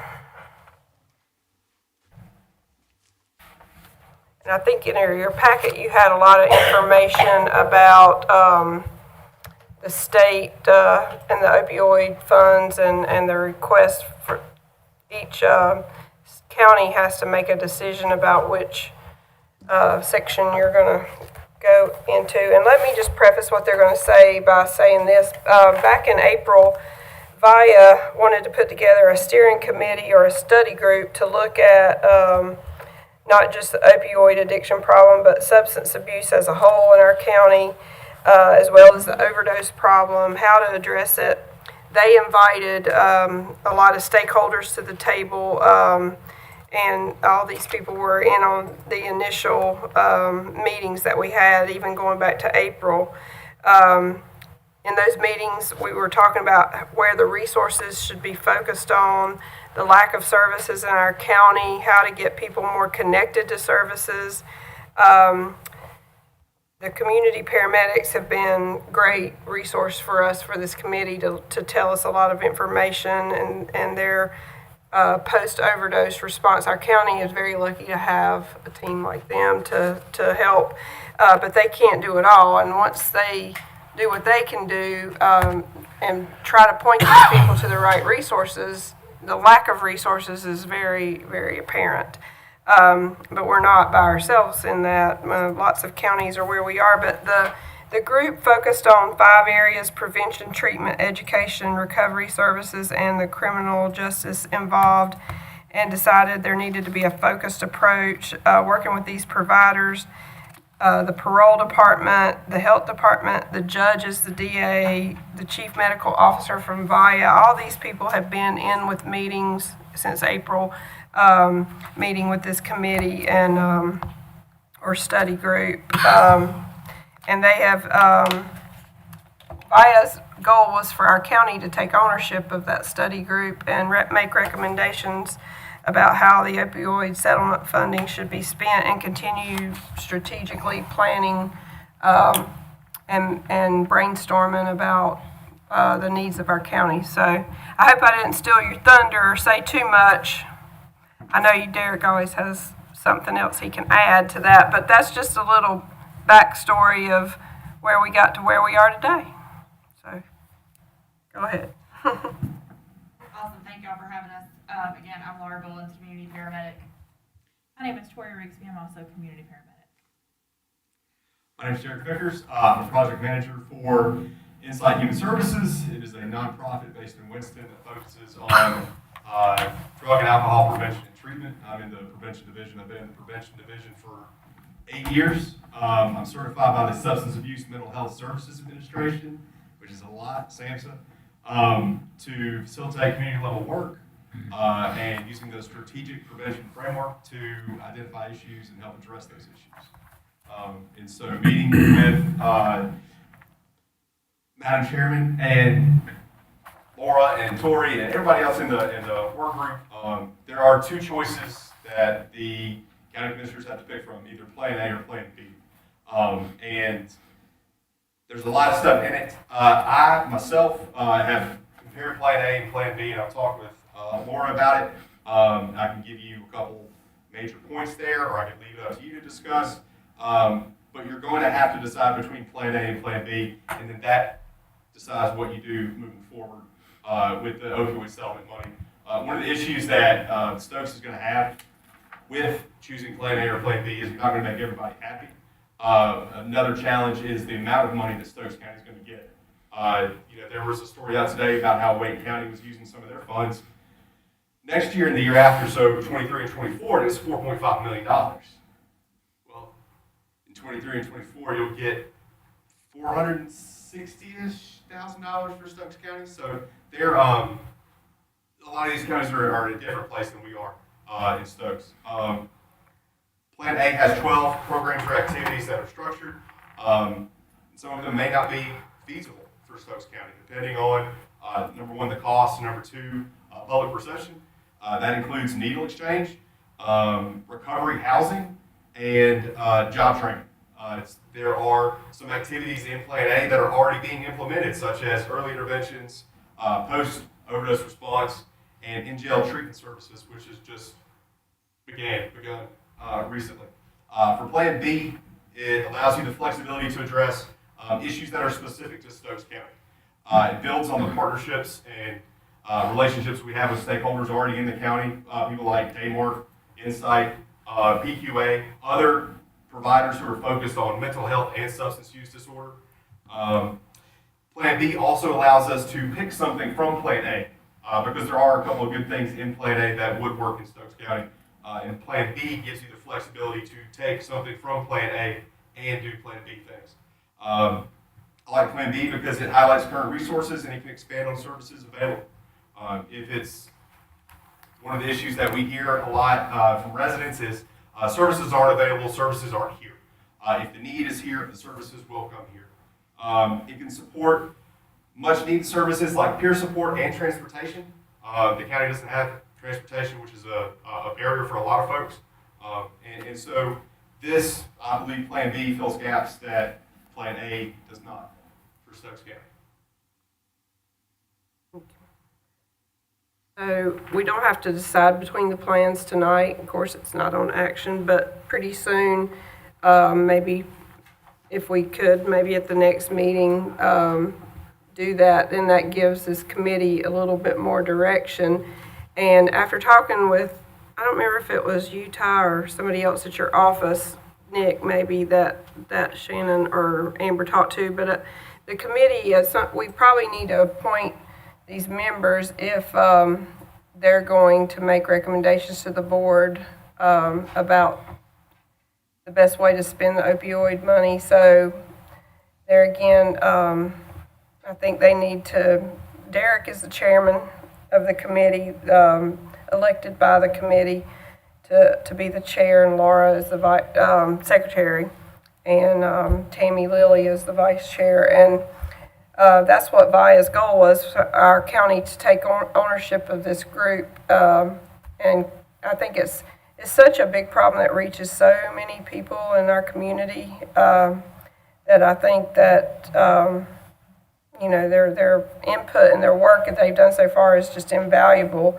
and it's going to be moving forward because I don't see this problem going away. I wish it would. I wish there was a way to just make it go away, but I think raising awareness is going to be huge, trying to remove the stigma, and I think the faith-based community has been really overlooked and is a tremendous resource and that we can tap into. And Evelyn Lemons has done a lot with Stop Overdose Stokes. She's on this committee, but I think we just need to make it more official, according to, I think, what Nick It was Nick.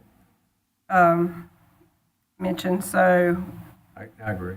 we need to probably pursue that pretty soon too. But I just thought it'd be a good idea for them to introduce this information, the Plan A, Plan B, let y'all look at it, and their recommendation is Plan B, that would better serve our communities, I think. So just take a hard look at that, and we'll, I think we would have to take action on that, wouldn't we? And then getting this committee a little more official, that way they can, their meetings would be posted and open to the public to attend. Or they've just had such a great response from the community with all the people that have been involved and came and presented. And I think we want to have some addicts that are in recovery to come and talk to us about what has made a difference and what hasn't. And it's like I mentioned in this meeting, we had a meeting today with, tell them about who came today to our meeting. Insecure 360, it is a nonprofit. They have a platform called Unite Us, which the easiest way to explain it is if you have Novant if you use Novant Services, you got something called MyChart, where it links your general practitioner with your cardiologist, with your orthopedist.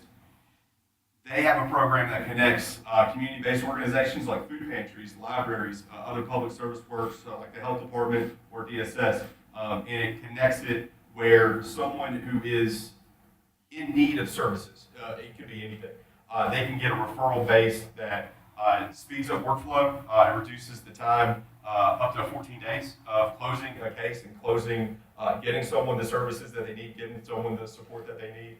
And 77% of the folks who are served for something in the system can also be served for something else. And it's free. It utilizes the 211 network, which came from United Way, and it is a resource that will allow regular folks to go to someone and get recommendations, get direct service, instead of just if Mr. Morris came to see me and I said, okay, yeah, this is what you got, so just call them and they'll get in touch with you. No, he would see someone, he would get referred, they would have all of his contact information, they would know all of his issues, and they would be in charge of getting back with him. Kind of how your doctor would get someone from another doctor's office referral to contact you. It's that same type of concept. Yes, thank you. Go ahead. I mean, No, that's it, really. Yeah, so they came today and talked to the group, and so different people have been presenting like that and giving information that we weren't aware of. And one of the next things we talked about was getting some people who are in recovery, who have been through with the addiction, and what did work and what didn't, because it's like I told them today, I think this board does not want to spend that money on things that we don't know if they're going to work or not. And so if there are evidence-based things that are working, then we know they're working even in other places, then let's try to do something similar to that instead of just throwing money at something and not knowing if it's going to be anything that's going to be useful or not. So that's why we're taking great strides to try to get as much information as we can to make informed decisions. And I really appreciate the time y'all have spent doing that. So. And if I may, Madam Chair, just one Go second. ahead. So I've been keeping data, being a community paramedic since the end of 2018. So the way I track it is, for EMS services alone, where there's a ticket generated, I break it down by like behavioral health calls per month, overdose, substance abuse. I track it all the way down to the Narcan that we're giving, firefighters, and then the Narcan that us as community medics give. Just wanted to kind of give y'all a heads up on numbers for the year. So for 2022, we're looking at right around 350 people with a behavioral health problem or a substance abuse problem that Tori and I have received a referral on. So, that's 1 or 2 referrals a day. The Narcan that's being given out, it's in the hundreds. So just know that there is stigma on this. A lot of people don't want to talk about it, but it is in our community. And we get repeat referrals for the same customers every day, but it's because we don't have the resources in our county to provide them. Thank you. Since we're talking about numbers, there are 3 drop boxes in the county where folks can go take medications to be securely disposed of. Sheriff's Office, Danbury, King Police Department in King, and the Walnut Cove License Plate Agency. To date this year, just through October, there have been 452 pounds of medication collected, and they weigh it because it's too much to count. It is 340,000 doses. So this issue, regardless of what people think, this issue is here in Stokes, and it's all over Stokes. It's not just one central area, it's not just one central population, it's not just one central demographic. Anywhere, anytime, any place, this issue can impact it.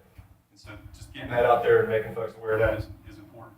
Yep. Somebody asked for a heat map today. Where's our main hot points? There's not one. And it's no age, no gender. It's everywhere. So we really need to work hard and come up with a plan. And I know our committee is ready.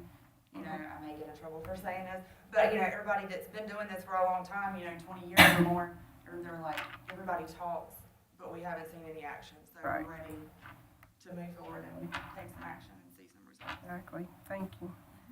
I just have a couple points. I kind of follows what you guys are saying already in these numbers and so forth. One thing I'd like to do as we move forward is be able to baseline where we're at and measure our successes or failures.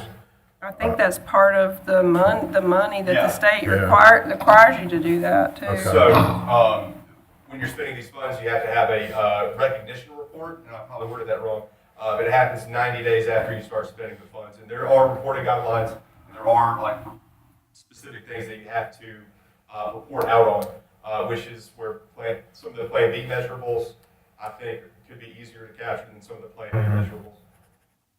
Yeah, but we really need to if it's not working, we need to be agile and be able to change and do things different so that we do trend in the right direction and have a good baseline to measure that from. So I'll look forward to doing that.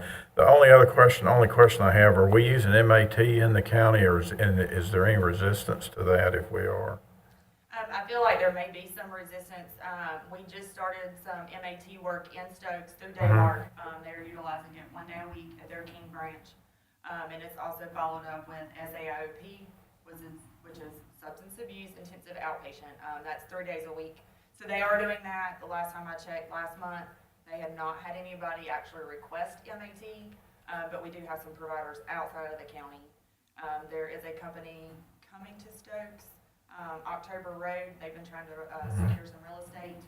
We got wind today that they did secure some property in Walnut Cove, so they will also be able to provide MAT. Yeah, all of the forums or whatever that I've been to, that seems to be a constant theme. If you're not doing MAT, then you should be. Right. Which I tend to agree with after seeing all the presentations on it and stuff. So I hope we can overcome any resistance to that and maybe actually show some really positive trends by doing that. Tori and I, we attended a drug summit back in June in Winston. We met a group. They were really great. They really have a nice project going on. And, they celebrate MAT because at least somebody's trying. They're pushing a step through. They admitted that they have a problem. They want help. So, Yeah. So that's a good thing to think about. Okay, good. That's all I have, Madam Chair. Okay. Commissioner Nicholson, do you have any comments or questions? No, don't right now, Madam Chairman. If you don't mind, if the two that's there speaking, if they wouldn't mind coming a little bit closer to the mic, I don't mind. I just had somebody text and saying they couldn't really hear on live feed what they were saying. So if they have any more stuff to answer to, if they could just come close to the mic. Thank you. Okay. I don't have anything. Okay. Thanks for your hard work. Yep. I think I said enough, but thank you for coming and for all the work so far the committee's been doing. And I think we get ready to figure out how this money needs to be spent. We'll, like Rick said, we'll make some baselines and try to get some hard data on all that and make some progress and see that we're actually making a dent. That would be huge. So thank you again for what y'all do as community paramedics on a daily basis and what you do with prevention on a daily basis. Y'all are in the trenches, so we appreciate it. Thank you. And thanks for staying with us for a long meeting. Okay, all right. I think we just need it for action on, On action on 28. yeah. To approve your plan, which plan? Yeah. Yeah, okay. Pick A or B next time, right? Right. So item D is the rules of procedure change, and this was something we wanted to look at. So we would have some flexibility on when we were going to swear in new board members and for December. So it's kind of an essence of time that we need to probably decide if we want to do this and move it to action so that we can schedule our meeting for December. So, and I don't think there's any board members have any problem with changing. It would just say, I think, what did we say? It would say just... I just think if you change it, that part of the rules of procedure that states what you do on the even numbered years for the organizational meeting, 'cause it's really about that meeting. Right. If you just state that you have to have it on that day, the first Monday in December, and the time will be determined by the board. That way you have a time to be determined by the board. So instead of saying 10:30, it'll just say at a time determined by And the you can say board. determined and advertised, that way people know, Okay. sometime prior to that meeting, they'll see something on the website and the newspaper also. Okay. Sometime of that meeting, but you always know it'll be on the first Monday in Right. December, on the even number. Yeah, just put TBD, to Right. be determined. TBD, yeah, Yes, Okay, instead of 10:30. right, instead of 10:30. Okay. Now it just says 10:30. all right. Any questions about that? All right, we'll move that to action item B today. And action item A is the 2023 Board of Commissioners meeting schedule. I'm good with it. Second. All right, is that That's a motion. okay? I know I didn't say a motion, but I'm Okay. good with it means, that's a motion. That's a motion to approve. And second, all those in favor? Aye. Aye. Okay, and item B is the rules of procedure change. Instead of 10:30, it will say to be determined. Motion to approve. Motion to approve. All right, second. I'll All second. right, all those in favor? Aye. And so before we adjourn, we need to, one thing we need to say is, we talked about the meeting that we will have on, the last meeting of the month. We will need to we'll need recess that meeting and then meet at 5 p.m. on, what day was that? 30th. So you'll recess from the 28th meeting to November 30th. 5 p.m. on the 30th, and we were talking about doing that virtually, just to approve the minutes. Is that okay with everybody? It is, but I'm having a little trouble with my Zoom meeting on my computer, so I'll probably call in. You can call in. Okay, Okay. all right. And what were you going to You say? also want to note, since you're talking about your meetings, what time your organizational meeting is going to be this year, just since you're Okay. on live stream. 7 o'clock, 7 o'clock starting in at on 6:30. the December the 5th, 7 p.m. December Clerk of before. Court's also going to participate in our 6:30. Monday, December 5th, first Monday in December, Okay. organizational meeting. Gotcha. All right. All right, I need a motion to adjourn. Motion. Motion to adjourn. Second, Second. all those in favor? Aye. Aye, okay. All right, have good vacation, Andy.